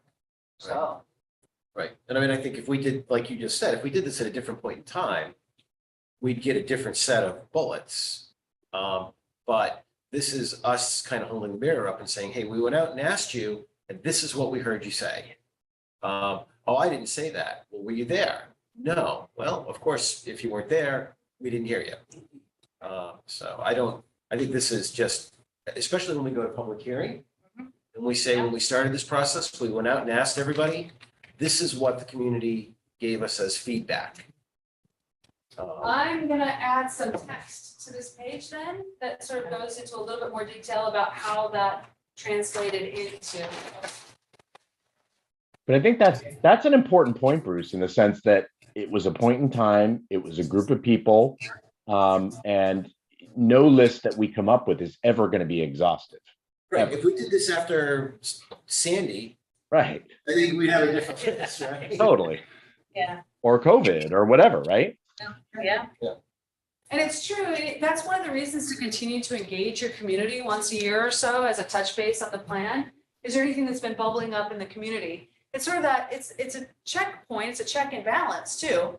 But it's also this opportunity for the community to continue to understand why you chose this instead of what they might have thought. And we all know that there are likely, we call it the STPs, the same 10 people that have a particular, very strong focus that they want to accomplish. And they're the ones who have the time to show up at the meetings, and they will say something at every community meeting, right? And it's always the same theme. You need to be really careful in this process not to allow those same 10 people to overwhelm the other 20,000 people who wanted to have something completely different potentially happen, but weren't able to voice it in the same way, didn't know the system, didn't know the process. So it's this continual sort of, as government always is, this we'd like to have your opinion, and then we're going to take that feedback and that opinion and try to figure out what makes the most sense for us as a community moving forward. So I know the vision and mission, but this is how we decided to show your strategic framework as a house. So the house needs a little work, but this is the concept. And this is, if you wanted one page, if somebody said, show me your strategic plan on one page, this is the page you'd rip out and hand to them. This can be the page that becomes part of your onboarding documents, that part of what you work with your potential new elected officials on, in terms of, if they don't read anything else, this is the page to read. Let's read and talk about and understand this page. And then the first thing we turn to, and this is where the icons start to become important, is let's talk about then those key focus areas and outcomes. So you can start to see some iconography here. And it didn't show up as well as I like on this page, so we might change the background to white or do something else with the background. But as we start to use this iconography, this is what can show up in your budget. Oh, we're talking about high-performing government. I know because I see that icon, and that means high-performing government. So this budget item relates to high-performing government, tying back into the strategic plan. And some sort of an annual report, if you update it on the strategic plan documents, you can start using these icons. And over the course of time, people will now use that visual branding, that visual imagery to say, oh yeah. And then you can start to say, oh, how does this relate to the strategic plan? And somebody will say, what do you mean? And you say, oh, well, let's talk about this. And staff can help. That sounds like it might relate to a safe and healthy community, to Scott's point. Let's see if that actually fits based on our flow chart. Is this something we should talk about or not? So that's where the iconography starts to come in, and it starts to brand with each one of these strategic priorities. I like that word, iconography. That's cool. It actually, I'm always afraid to use it. It sounds a tad bit religious sometimes, but yes, it is a strategic plan iconography. I'm going to start using that. It's all yours. And then here's where we start to get into detail. This is as much detail as your plan gets into, right? So this is the part, I'm going to walk through it and then I'm going to come right back to it. This is the part where we take each one of these key focus areas. We talk about the goals, which we did some prioritization in our meeting, but you probably remember it was fairly quick and fairly compressed in time. And we did these objectives within that context too. What we then did with this information is we took it back to the implementation team and we said, all right, do you understand this? How can we make it better? Did we miss something? What would you like to add or change? Do you have some thoughts about changing the priority order? And as I recall, I wasn't there, but as I recall from talking to Zach, so you let me know if I'm wrong, that there was no change in priority order. There were some additions to goals. We didn't add goals necessarily, but there were some additions and changes to make them maybe read a little bit better. And then I know there were changes to one or two of the objectives that we created. Then the staff went off and did a whole bunch of work to add to this that is not in this plan. It's in your implementation plan. So you can see that each page talks about the definition. It lists those outcomes. And let's just take one here and I'll show you what I mean by measurements. So one of the outcomes you want to drive in financial and environmental sustainability is a fiscally sound town government. How am I going to measure that? And then we can have that conversation. Well, it's my Moody's rating. Okay, well, that's great. But you could have a wonderful Moody's rating and be headed toward the brink or the precipice, right? So how do we define whether or not we're fiscally sound? We have a balanced budget. We have reserves. Okay, what's the percentage of reserve? Then you can start measuring whether or not, let's say you needed a 25% emergency reserve system, then we can measure, do you have a 25% this year or not? That's just a really simple example, not one I would necessarily recommend, but that's how you take outcomes and turn them into what's really important to measure here. How do I know if we have a fiscally sound town government? How am I going to measure that? So then your goals here, 1, 2, 3, and 4 with some objectives. Then you do high performing governments.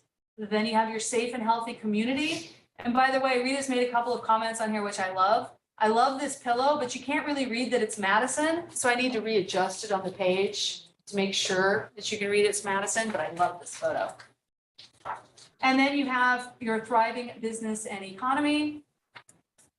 We talk a little bit about critical success factors. What that means to me is if you want to continue to be successful at your strategy and your planning, don't lose sight of these things. They're not your values. It's not how you do work. These are the through lines that run through everything that you have to make sure and say, oh, did we have community input? I know that's so important to you all and so important to your community. That's a through line. Technology, professional governments, and having that ability to be flexible and adaptable. When you're small like this, a small change can make a big difference. So you have to be ready to move with that. Cheryl, can I just interrupt Yes, for a please. second?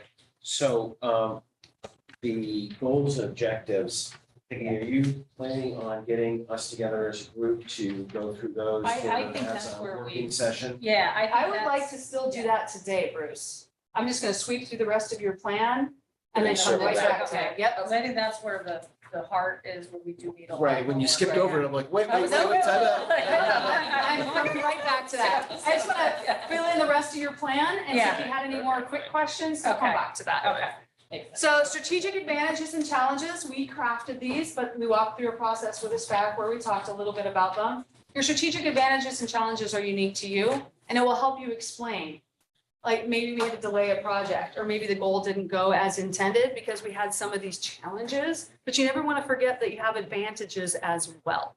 Now, this doesn't necessarily mean that we captured every advantage and every challenge, but to us, these were the big ones that the community expressed and that we heard during our process. You're welcome to add to those over time, of course. And then the final section of the plan is what are we going to do with it, right? It's a living document, there's a flow chart. Then we added those definitions, and to Helen's point, what we want to do is then now add an appendix about the community engagement and input. And we're going to do some photoshopping on this last page, but I love it too.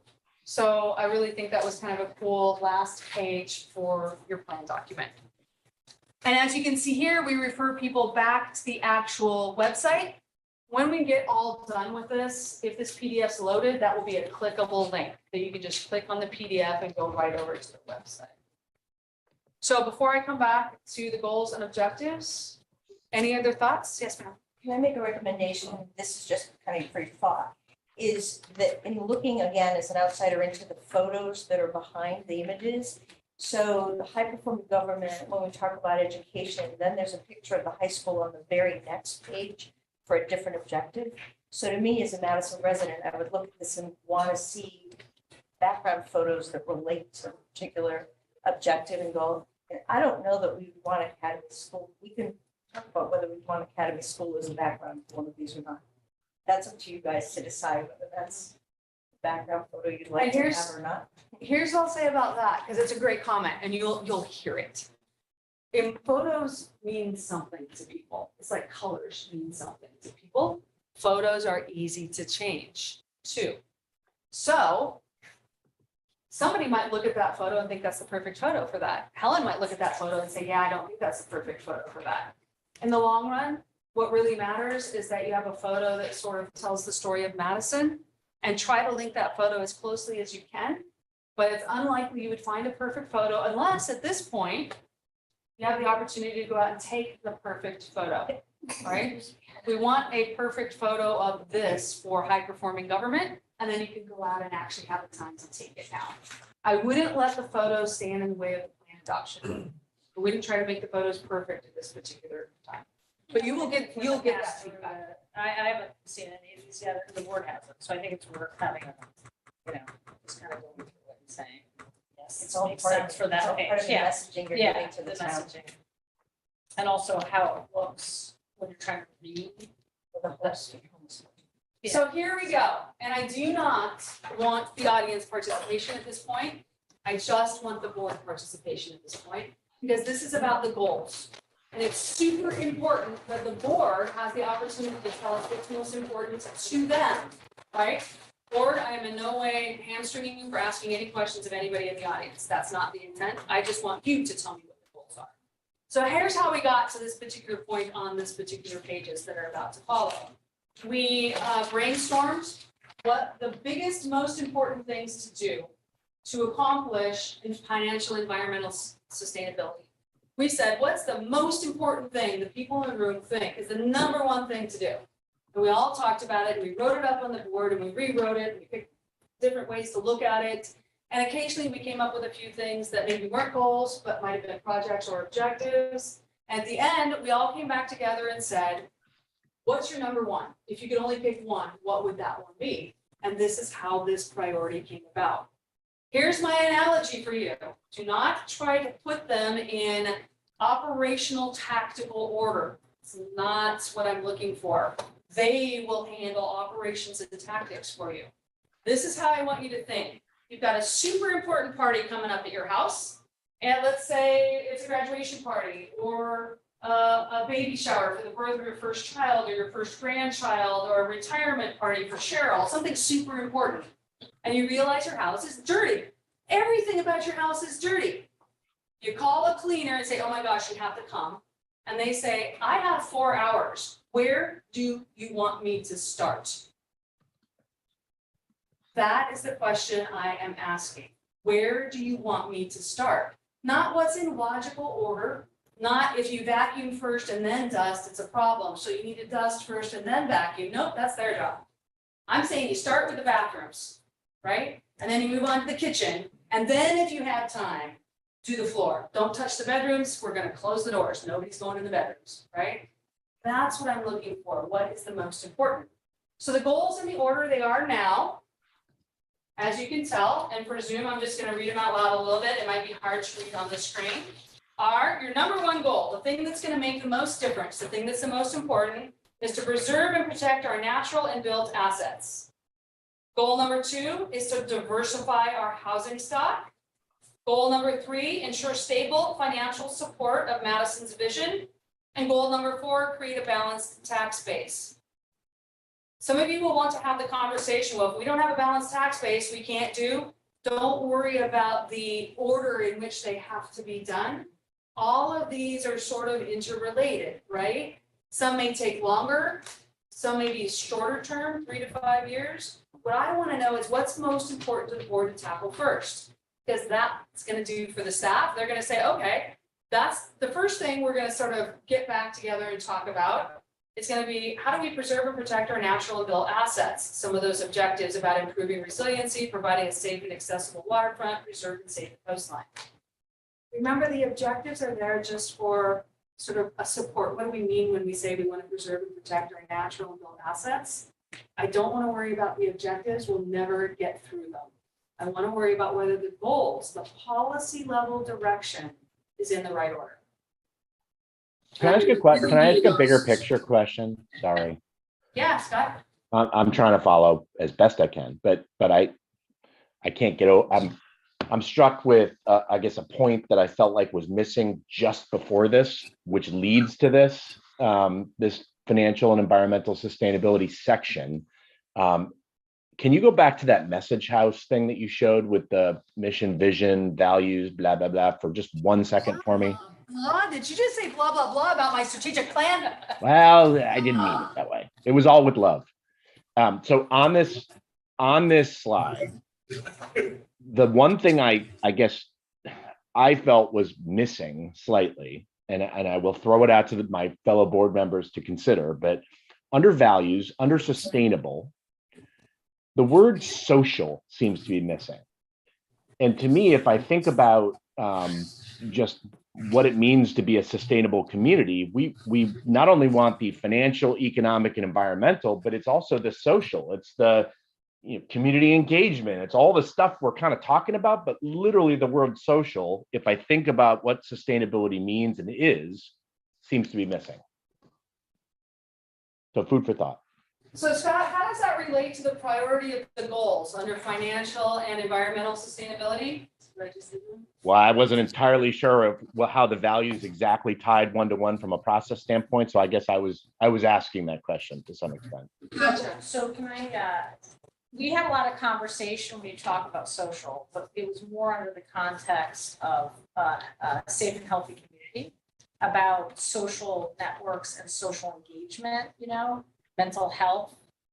So I think a lot of that conversation fell under a different, I forget what they're called. I should know what they're called. I'm just thinking about our community, Peggy, in the sense of like, we want a vibrant social community, right? To me, that's sustainable over time. We want restaurants to stay. We want people to come downtown and use the community center and do activities. What you're really talking about is the definition of the key focus area. And the reason I'm saying that is because Of the key the focus area. I values can't which see the are key focus area. important I don't are know sort what of that the is. behavioral characteristics. And then the definition of financial and environmental sustainability might be a better spot to capture that social aspect.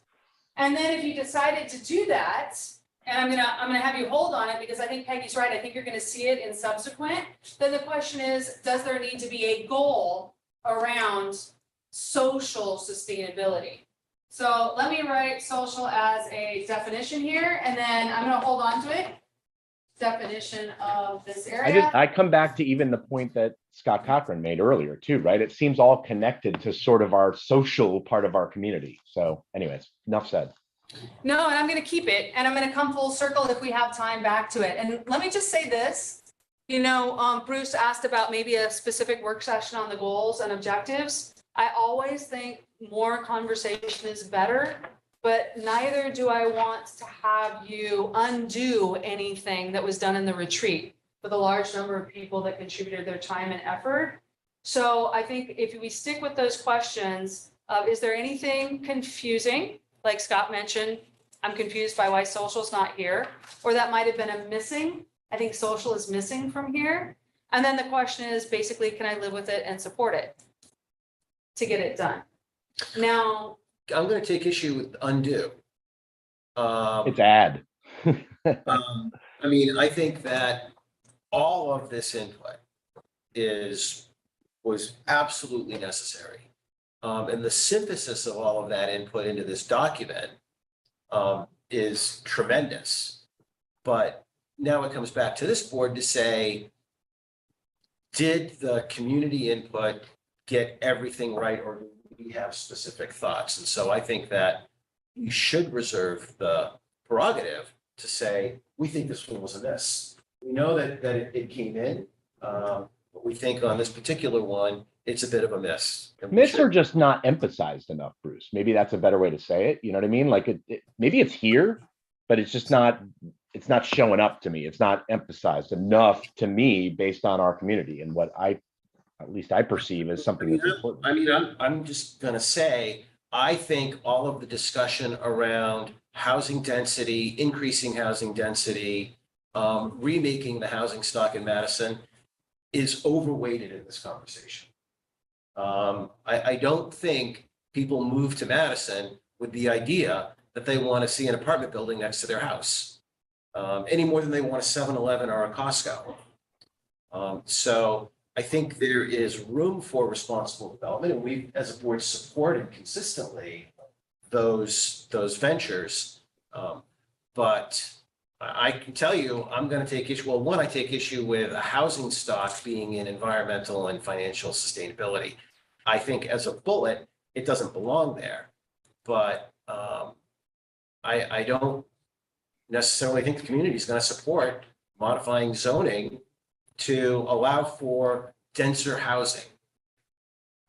So and this I would is- suggest that is not the conversation we had at the retreat. That No. is not what we talked about. No. That is not the intent here. So I see everybody shaking their head that was there. Okay. So it may be, Bruce, that this isn't written well enough, because if that's what you're taking from it, then we possibly could use some better explanation of what diversify means. It does not mean density. It does not mean that the zoning would change to allow an apartment next to your single family home or a 7. That's not.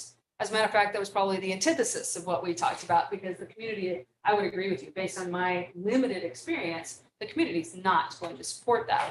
Right. What this was in direct relationship to the community input that said, hey, we don't have enough senior housing that I can afford. I want to stay in Madison. I've been here for 40 years. My home is like 4 bedrooms and it's huge, and I don't need it. I want a smaller home that's easier to take care of. but I can still have my kids and grandkids come visit. Or I have a very large home, I'd like to do an ADU, an accessory dwelling unit, so that I can move into my so-called mother-in-law apartment, in-laws apartment, and my kids can come move into my home. Or I am a two-parent family with 3 children, and honestly, there's not anything here that I can afford, but I want to move here. My parents live here. It's just there's nothing that I can afford here. We were trying to address those. Did I miss? I wonder if though, that if you look at those list of 4 outcomes, to me, the housing one, to Bruce's point, seems almost like a bit of a double click.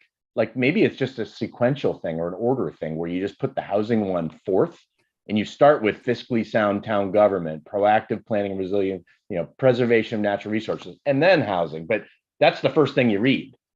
Yeah, Yeah, well, okay. and I will say the other thing that, I made notes on this, we have an affordable housing plan. Yeah, totally. The board is adopted, so I feel like that has very clear pathway to address housing issues, and that is something that we have a committee doing. So I feel like the objective here is really just to continue to fulfill the affordable housing plan, and, we've taken those steps, so I wouldn't want to get into this. The modify the zoning regulations and things like that is something actually that's talked about in the affordable housing plan, right? So that's an action item to review. Like, for example, our ADUs only allow 800 square feet, should be pretty small for somebody, a couple that wants to live together and then have their kids move into the main house. So My husband would survive 2 weeks in that situation. yeah, yeah. So I think that we already have ways to address the housing issue, and I agree it's almost outsized in this. I feel like we're committing to address the issue. We have a committee, we have a plan that's been endorsed by this board. So one way you can do that, obviously, is move housing down to the last potential goal in this Yeah. category. And Bruce, to Bruce's point, does it even Yeah. belong here? Maybe not. My typical instruction is, if it's important as a goal, let's capture it, and then we can decide which of these it may belong under. But I'm assuming it's here because it was important to the community, right? It's Hold on, I've got also- 2 things going, Scott. Yeah, sorry. Let's have Peggy handle, and I'll come right back to you. Go ahead. Peggy. No, I'm just saying though, but I think housing is an important part of sustainability, because if we want to be a multi-generational town, we have to have housing for all different generations. Yeah. And our Different town relies on price points. volunteer fire and things like that. We need to be able to We offer talked that. about So workforce housing Yeah. quite a bit. a lot of it was directed at that. So that to me is to keep us sustainable, so we keep our volunteer services and so that's, I guess, social sustainability in that sense. And I also. like that pivot, Peggy. Thanks. Well done. So I don't know. So I think it does belong here, but we can have more conversations. That was my initial reasoning behind why it was in this section. So. I don't think it should be removed. I think it's important to the public. Scott, go ahead. I don't necessarily think it needs to be removed or should be removed, because again, I'm assuming something that the public told us was important to them. I just think it's the emphasis. Okay. And I think, to your point, moving it down lower in the document, put more of an emphasis on the financial piece and climate change and stewardship and some of that other stuff, and maybe, de-emphasizes just from a look and feel. But to me, it's still an important thing. And maybe it's the wording of how we tweak it, to Peggy's point about, we're implementing the affordable housing plan. So I think for me, it's about signaling to P and Z that we want you to have regulations that set up collaborative opportunities with private entities to come into town and propose these projects, and regulations that enable their creation, as opposed to us taking the mantle of creating this housing stock, right? You're not gonna build the housing No. stock, right? Yeah, we're not in the You're not gonna development buy business, land, you're yeah. not gonna get in the housing business, right? Okay. So, but that is all targeted in the affordable housing plan. Exactly. Yeah, exactly. So I feel like here you can move it down, to your point, as a lower, put it below one of the lower goals, but then I think the directive should really be just implement the affordable housing plan. That can be, Right. you can inject it. Exactly. Right. Right. Because we will, But- we have already. You know, we have a adopted it. committee that's focused on this issue that we Yeah. appointed, so. Right, but, you know, And then it takes all the, it says we have a place to deal with this, and we are. And that's where the details are too, would be. Right, and that talks about zoning and all this other stuff. Bye. Cheryl, your challenge just to try to put these in order. Yes, You want to see each individually? nope.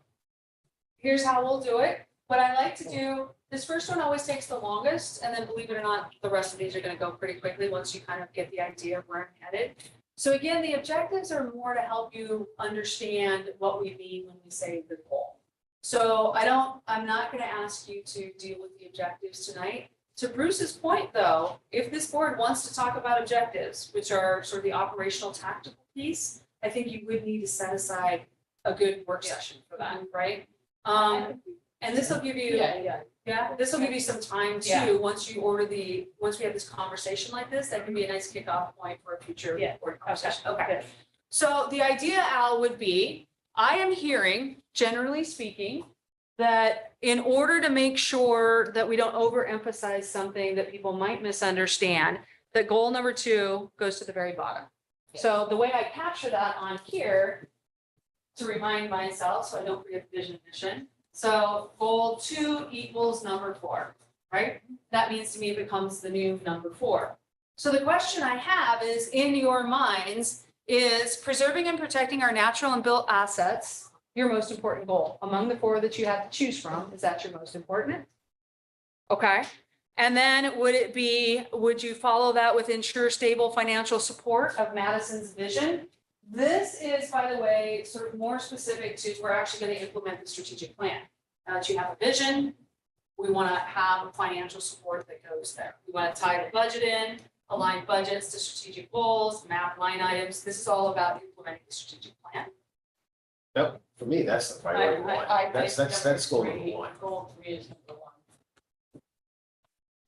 And the way I'm going to work, since my back's to you, is if you have a strong objection to that, please holler. No, I don't think it should be number 1, right? And that way we can, once I get these up here, we can do that. All right, perfect. So then I have goal 1 equals goal 1. Goal 2, I mean, sorry. So preserve and protect our natural and built assets would become number 2. And then what the current create a balanced tax base would be number 3. I think though, I think the creative balanced tax base is actually should be the final one. Because the balanced tax base, this is where you're getting into, you know, where do you want commercial development? You know, where do you want different types of housing? So I feel like, you know, this is the struggle the town has always had because we don't have that infrastructure for a lot of commercial development. It's very limited what the town can do in terms of expanding that. And so some of the ideas that have been talked about, right, is more tourism, you know, leveraging our outdoor space and things like that to create value, you know, economic value for the town. Whereas if I read this, it looks like commercial development. I'm going to have You you know what I cut to the chase. Where does it go? I would put it the goal, I would leave it goal 4, and then I would have housing. Housing as be goal goal 3. 3? Yeah. That's where I'm at. Let me run through that again. So your number 1 is going to equal what's your current goal 3.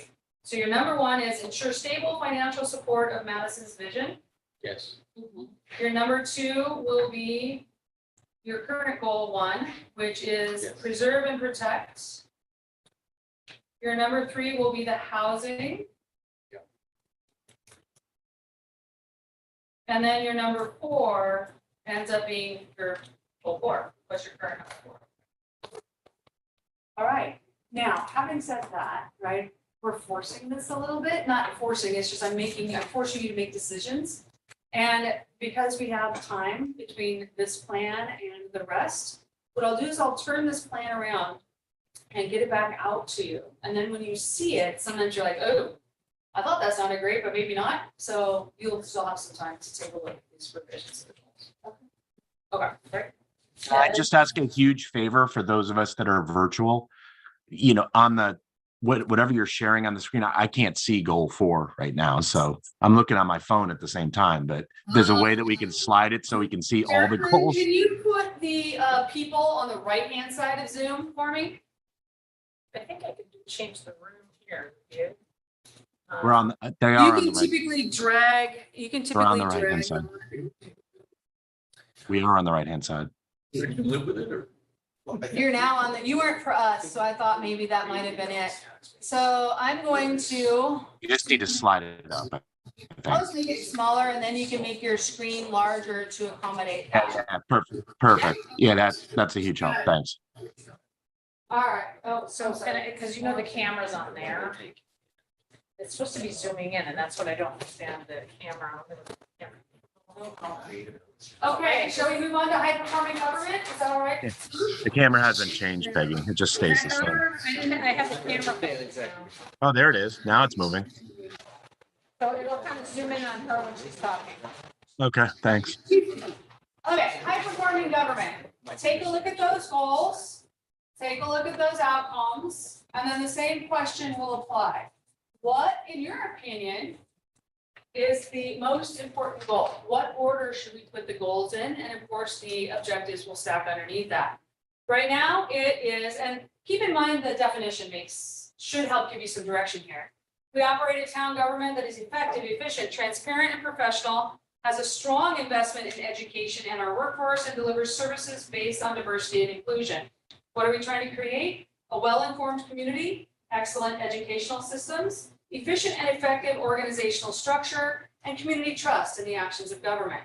So what are our goals? Right now, we think the most important one is to ensure a well-informed and participatory community. The second most important one is to maintain educational excellence. The third is to modernize the governance structure. And the fourth is to attract and retain a high-performing workforce. So I think goal number 2 is a little ambiguous. I mean, if I'm reading that as a member of the public, is that my education? Is that the government's education? If I was resequencing that one, I think I would drop goal number 2 to the bottom. So I'm gonna observe that I think we're tangling up the work of the Board of Education with municipal government. They are separate entities with separate functions. The relationship is that the tax base financially supports the public schools, but we don't exert any directional or operational influence on them. So we certainly, as a value, want to support the excellence of that organization and financially. But again, I don't think we're in a position to take on the responsibility of maintaining educational excellence. That's the Board of Ed. But I would argue that. We I mean, support them. I think though that one thing that we struggled with throughout the retreat, and a lot of this was how do you reflect education here? Because that is one of the reasons people move and stay in Madison, right? Is the educational system. So, and we can have influence on that through the budgeting process, right? But we don't. But the Board of Finance does. The Board of Finance. Right, so, right, For the bottom line, but and through CIP. You So- forget CIP is. This is the town of Madison goal, right? So it's bigger picture than Board of Selectmen. So I think if we clarified it, maintain educational excellence in our, public schools, it would tie to that, but I think this is definitely a major goal that has to tie in with all the financial metrics and everything else that we talked about. and Dr. Cook was part of the process, right? Yeah. Yeah, he was at the, I know he was at the and retreat. the chair of the board that was at the retreat. Just an optics thing, guys, but just, again, I didn't understand this one, but now I do. But so maybe it does stay as goal number 2, but why are there no objectives below it? But I think that's where we should point to, the Board of Ed sets curriculum, what the Board of Ed is, like that we have an entity, but I think it's through budgeting.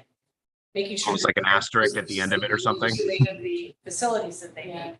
Yeah, I think, it's important for anybody that looks at this document to know that there are certain things that the Board of Education and the administration of the school system controls. and that's curriculum, that's administrative policy. And then there are things that the Board of Selectmen and the town government has a say over, and that's the budget.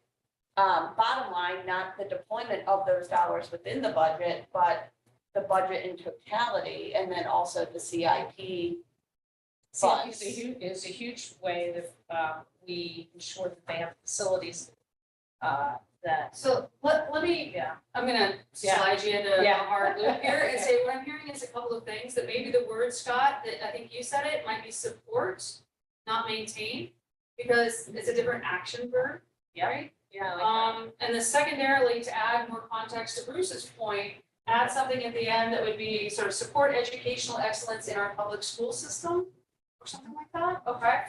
And then if we were gonna turn back over to the staff and say, hey, we need a couple of objectives here, they would relate to things like consider school needs in our capital improvement program, right? Discuss with the Board of Education our annual budget, or something like that, that clearly shows the linkage isn't that you, like you said, you don't fully control it, but you have some strong influence on, okay.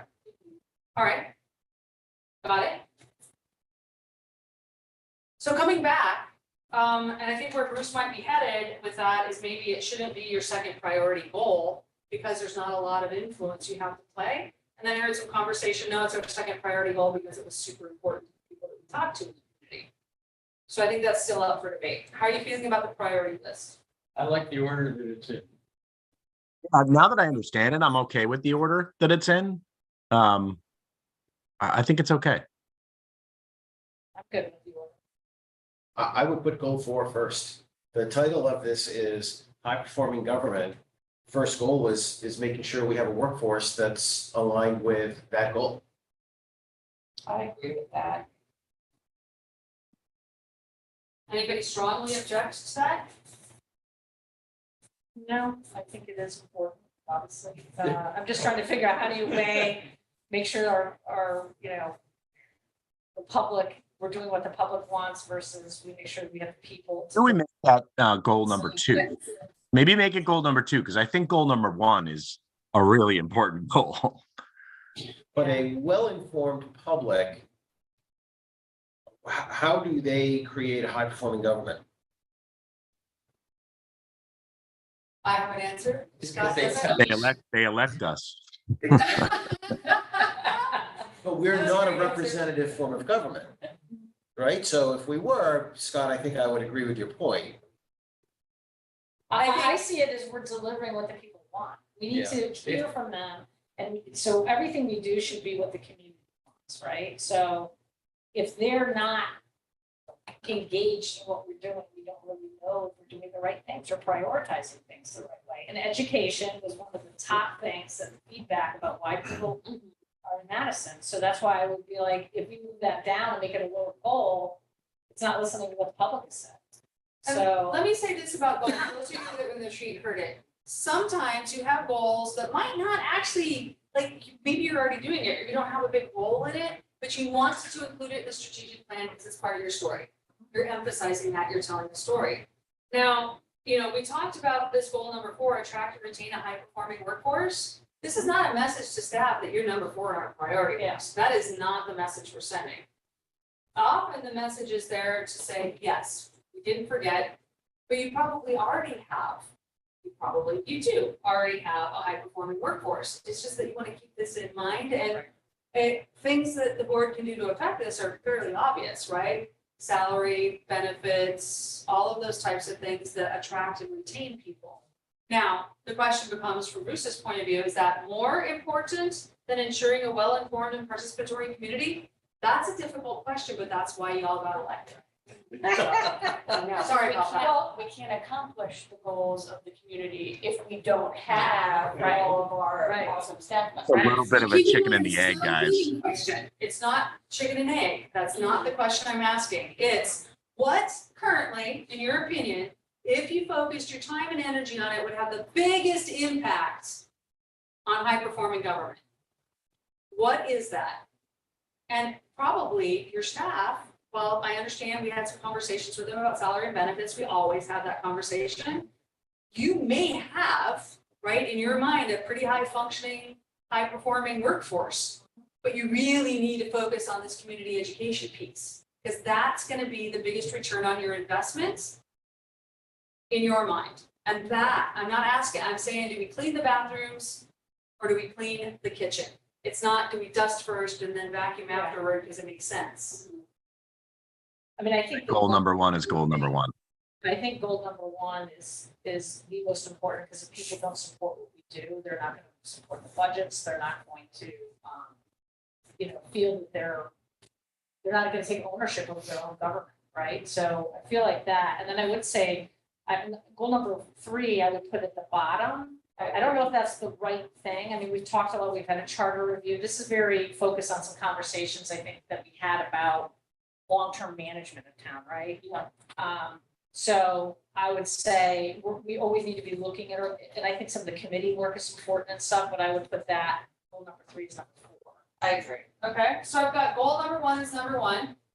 Goal number 3 is number 4. Now we're just playing with goal 2 and goal 4. Goal 4 being high performing workforce. Does that become your For number number 2, bump it Okay. up. Goal for number 2, and then education next. Okay, so theoretically, and this is, we're still in the conversation stage, your goals will read, ensure a well-informed and participatory community, attract and retain a high-performing workforce, maintain, in this case, support educational excellence, and modernize the governance structure. Good? Live with it? I can Can I make one nit comment though? I know you hate these, but I'm going to say it anyways. Say it anyway, I'll just ignore you. Goal number 1, under goal number 1, objective number 4, feels glass half empty versus glass half full. All the other ones seem positively constructed, but if we're going to end apathy, can we just say engage the public or something more glass half full? I know some of this was a little like. Said a little differently, Yeah. please tell me what the smart measure is, and, apply. Yeah, I just think we need to, if this is a document that we're locking in on, it needs to be a little more positive. That's all. I think these objectives, all of these can be reworked. That's what I think we should need a separate set. Yeah, I think. Yeah, separate session. Yeah. I have notes on that. Yeah, I do. And the mascot, and- Okay, I just select everything people I said. just want you to know I have a full and hard stop at 10:15 because I have another commitment at 10:30. So just to let you know, I think we'll be done by then. I have a hard stop at 10. Okay. And what we also need to do is save about 5 minutes for this conversation about what happens next. Yeah. So what I'm gonna do is see if I can't push you really hard through the next 3. Now that you've got the hang of it, modern and innovative infrastructure. We invest in sustainable public infrastructure to support educational, transportation, business, and environmental needs. What are we trying to do? We want an investment to safe and modern facilities. We want multimodal and public transportation options that connect the community. We want sustainable infrastructure to proactively address future needs. So there's a safety component, there's a sustainability component, there's a forward-looking component, there's a connectivity component. Goal Can you switch the page? We're still on high performing government online. You're gonna make me walk all the way over there, Scott, yes? I mean, I'm happy to look at my phone if you want, but Oh gosh, no, that would be horrible. Thank you for reminding me. I just, yep. so, there we go. Thank you. Goal number 2, improve transit for all modes of transportation. And goal number 3, build reliable connectivity networks and infrastructure. So under goal number 1, that's where all that safety, accessibility, ADA, modern storage, workspace, all of that came into play. The goal number 2 was that issue around multimodal connectivity, how to partner, establishing some routes, pedestrian options. And goal number 3 around connectivity. This also, you could have a whole conversation about where these fit. Does it fit under business attraction, but attract new cellular service companies to encourage competition. I will say this, as your plan becomes more, I call it mature, you might use the word sophisticated. You will have ongoing conversations. Are these the right objectives under the goals? And I think that's a worthwhile conversation. So what do you think? Are these in the right order or do we need to reorder them? We're good. I would think 3 needs to come up to number 2. Yeah. Just because of the issues that we're consistently hearing with random power outages, poor Yeah. cellular coverage, Wi-Fi, internet With that. connections coming from homes. I'm cool with that, Jen. Okay. Yeah, I would agree with that. All right, so I have, goal number 1 is provide improved town and school facilities. Goal number 2 is build reliable connectivity networks and infrastructure. And goal number 3 is improve transit for all modes of transportation. Jen just reminded me that electrical networks and connectivity networks, I think, are equally important. And so. So we could add that, to, I mean, I think we might have implied that with the infrastructure, but if we want to be more obvious about it, so goal number 3, we'll add electrical.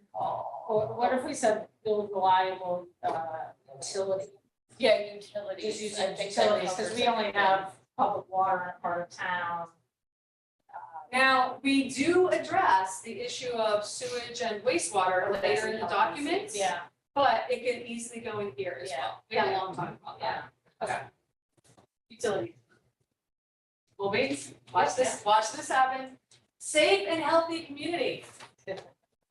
So again, with the risk of boring you, we're resilient, connected, and safe community with a focus on health and wellness that creates a flourishing, natural, and built environment. I'm gonna change it for you. Sorry.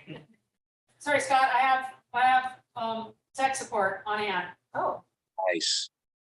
Tech support just failed, crashed and burned. I have to use the little up and down arrows. All right, I'm sorry. No, you're fine. I did the same thing like 3 times already today. Let's see, I think I'm on 15.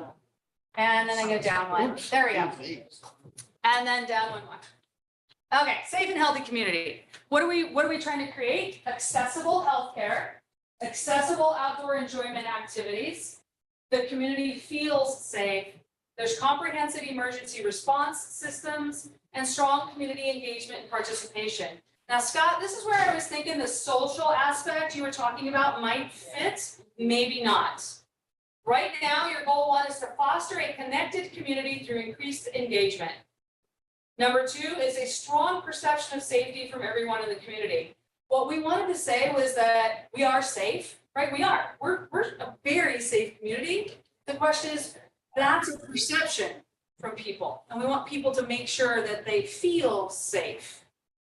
And then number 3 was to increase access to affordable physical and mental health care. We actually threw a date in that one because we were playing with dates at the time. When we get done with this, all of our documentation will look the same. So there'll be dates on the things that need dates. There won't be dates on the things that don't need dates. So why is community engagement repeated in here? How is it different than the high performing community engagement?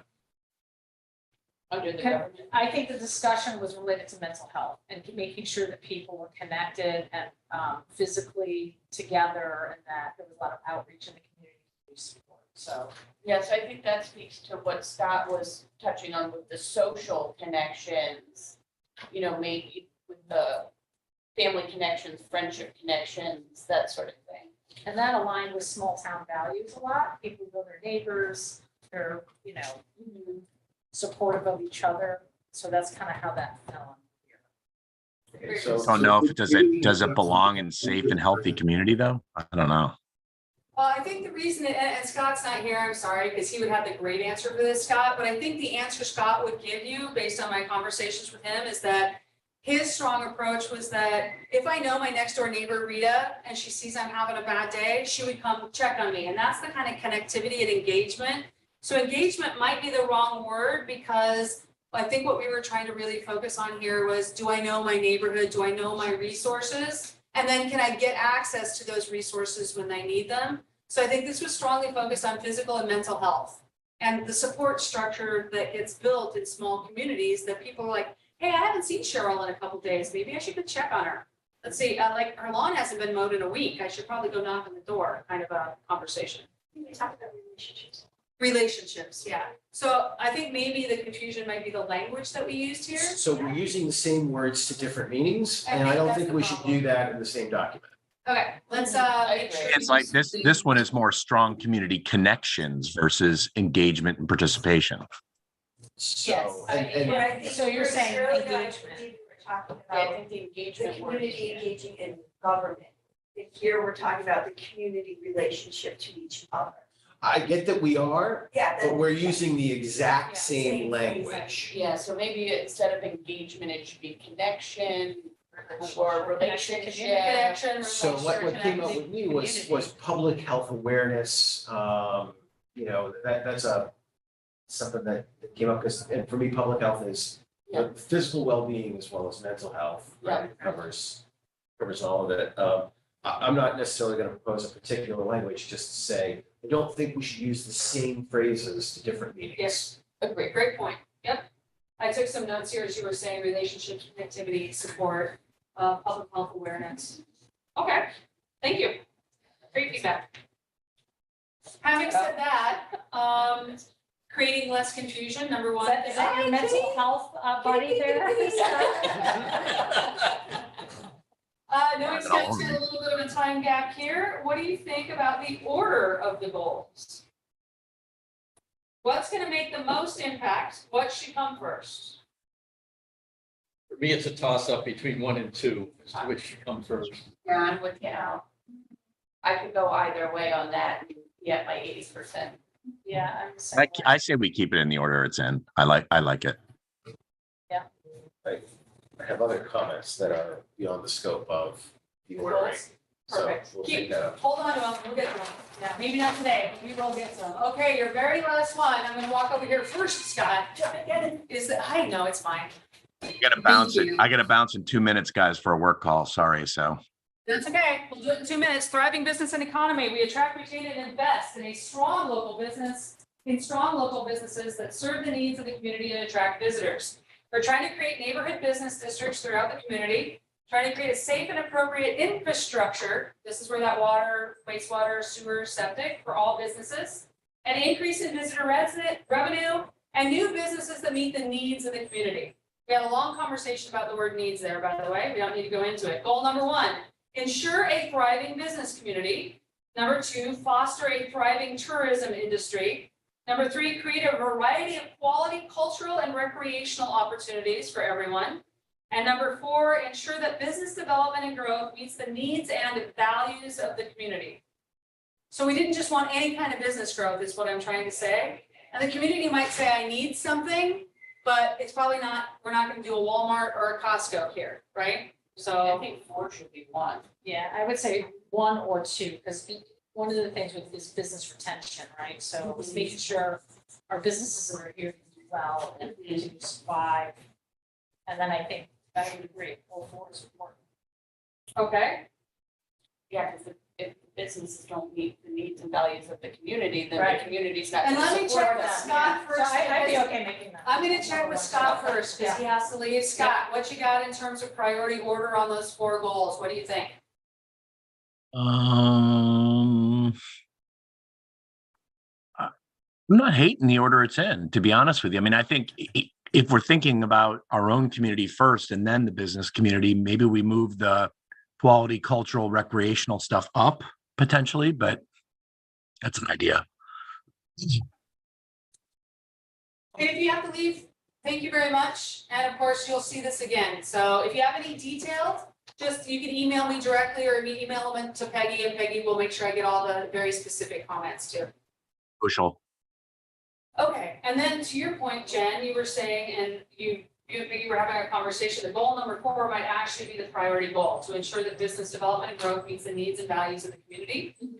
Okay, and if that were true, what would be your number 2, knowing that Scott suggested there's this focus on what the business needs versus the focus on what the community might need? I would make goal 1, goal number 2, because I think G1 and G4 as they stand, and feel like they're hand in hand. So I would make number 4, number 1, number 2. I keep 3 as 3, and I move maybe 2 to 5. I would agree with that order.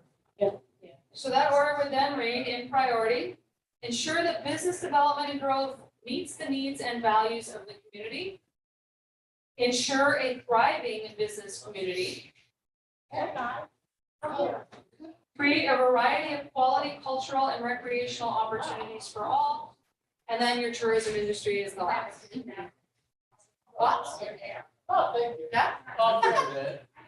Cheryl, do we lose any power if we combine 1 and 2?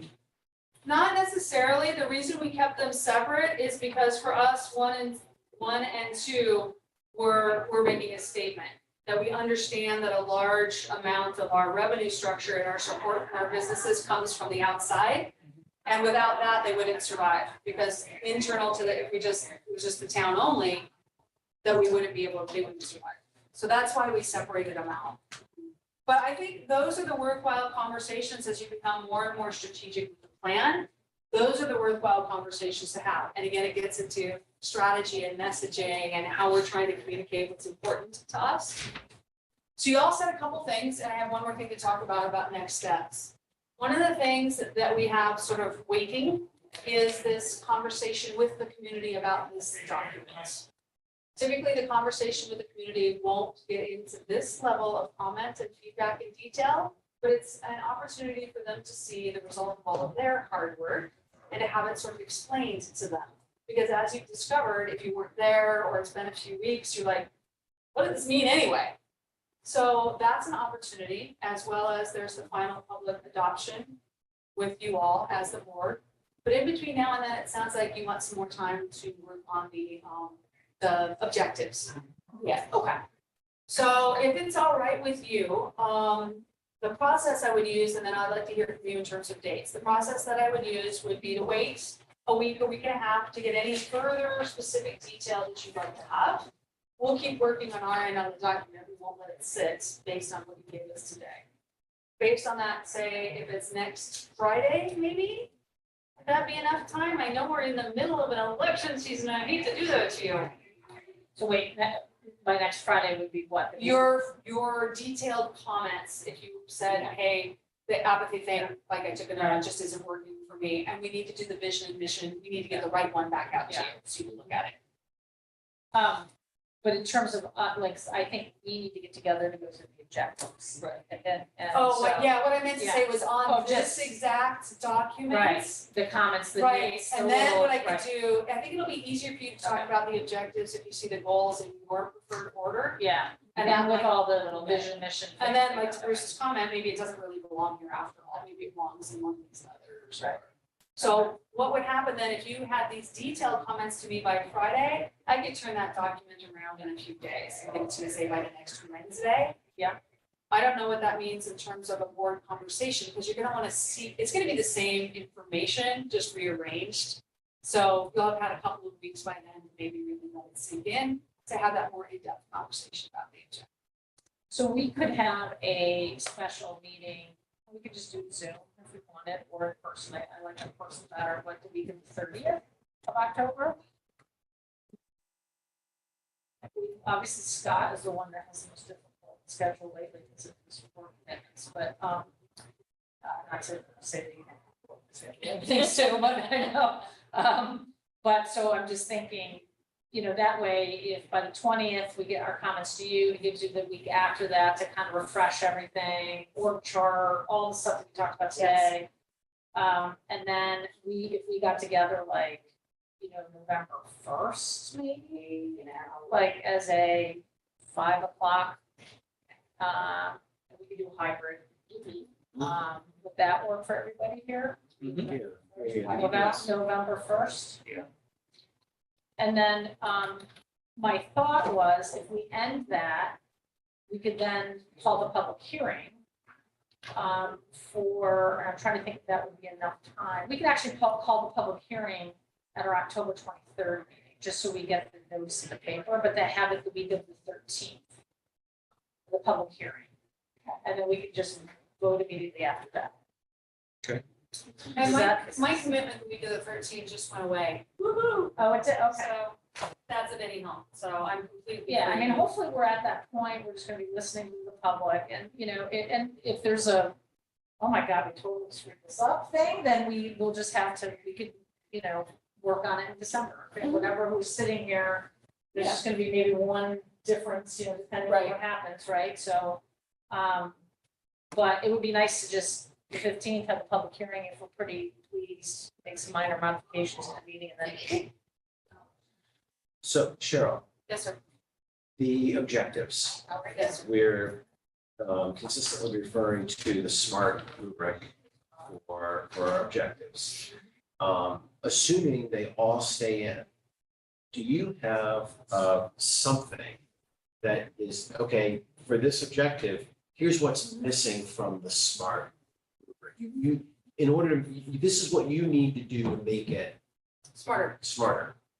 It's a great question, and let me preface this by saying it is unusual for policy level boards to get into objectives, but I completely understand what you're doing. So one of the things that typically happens with objectives is that the staff goes back through and tries to make them as realistic as possible with dates specifically, and to say to themselves, what do I need to do to accomplish that? And then they start listing the action steps underneath there. So what I will be sending off to you is the actual, you've seen it probably, but I'll show you all the detail of the implementation plan document, which is the spreadsheet. So we'll rearrange it based on today. And then those SMART objectives, it will be immediately obvious what's missing. And if you like, it would be easy for us to say highlights. But when we start talking about dates, that's one of the reasons it's a little rare for boards to start making the objectives SMART. So if you, for example, the staff's going to know best probably by what date that's legitimately possible to accomplish. So you might not worry about how smart it is. You might worry more about the content. Does it accurately capture what you want to do? And then let the staff put the data for you. Well, and I think I'm coming at it more from the, I don't think we want to put objectives in front of the staff that can't be made smart, right? So let's just pick on the end apathy, right? Let's just pick on that one. I think punting that over to staff and say, hey, your objective is to end apathy. Right. I'm not sure that's a fair ask. Correct. So that's kind of the context of why I'm asking this question. Yeah, absolutely. And when I send your information out to you, I'll make sure to include the reminder of what a SMART objective actually is and how to make one. But typically with SMART objectives, what we try to do is just make it as specific to your point as possible and have a general date. It's typically a year. And then the action step turns into by September 1st of 2025. So yeah, we had a lot of fun with End Apathy and the mascot as well. Those were two recommendations from SPAC that I did. So it was good to hear that from you as well. I love the idea of a mascot, but Actually, that was it the visioning session or was it, that came out of? no, it was in our retreat. Oh, the It retreat. was in the Yeah, back it was room in and the we were retreat, yeah, talking 'cause I about was how to like, get okay, community well, engagement, yeah. right? How to get people Yeah. engaged. Yeah. Nothing better than a town mascot Yeah. to get people engaged. Okay, I appreciate it very much. We have Okay. some work to do on our end. Yeah. But I'll send an email through Peggy, to remind everybody that maybe it's like next Friday by noon or something. And I'm not gonna be too heavy-handed, but we do have some time after that. But as many of the improvements that you want to make by then would be great for me. That'll allow me to turn it around in a couple of days, get it back to you by the following Wednesday or so for your conversation. Okay, and I just want to go back to, I was looking at the calendar for the public hearing. So the 15th is a Wednesday, which Board of Finance meets that night. The 14th, we actually have our morning meeting. So I'm wondering if we just turn our morning meeting into an evening meeting and have the public hearing before that, Tuesday, the 14th. Turn it into an evening. So it would be a special meeting, but it would be pretty much the last of this board meeting. And then we have a public hearing for an hour ahead of time, and then we just have a 7 o'clock meeting, so 6 o'clock. So, yeah. So the 6 o'clock would be focused on the public hearing for the final The document. final document. So that's, and then we would have, an hour available for that for the community, and then our board, when the agenda items would be to adopt it, or we may defer depending on how much. Then your other meeting would be Wednesday the 1st to have the in-depth conversation about the objectives. Yeah, that would be just an be a evening work as well? session for, Or would that be a morning? I think ideally, and I need to check with, I would prefer that at like, but I guess my question is from the board, what would you want? I think evening's gonna be better. Okay. I'm gonna be Either, here at any of 5 it for works supper for me. I just wanted to anyway, block it out. so Yeah. 2 birds with 1 stone. So I'm sorry, so you're saying, is that, so you would rather have an evening, or like at 5 o'clock? Yeah. Okay. I think 5 is always good, and then, because then we'll be hungry and then we won't spend too much. So, That'll do it. no food, guys. Nice work, though. Great conversations. Yes, This is what's important to make the plan truly come alive and for you to be able to support it, is that it's reflective of what you as a board want. So this is great. Okay, good. Yeah, I'm just thinking. Oh, no. No. Thank you to everybody on Zoom. I appreciate it. All right, thank you, everybody. Meeting is adjourned.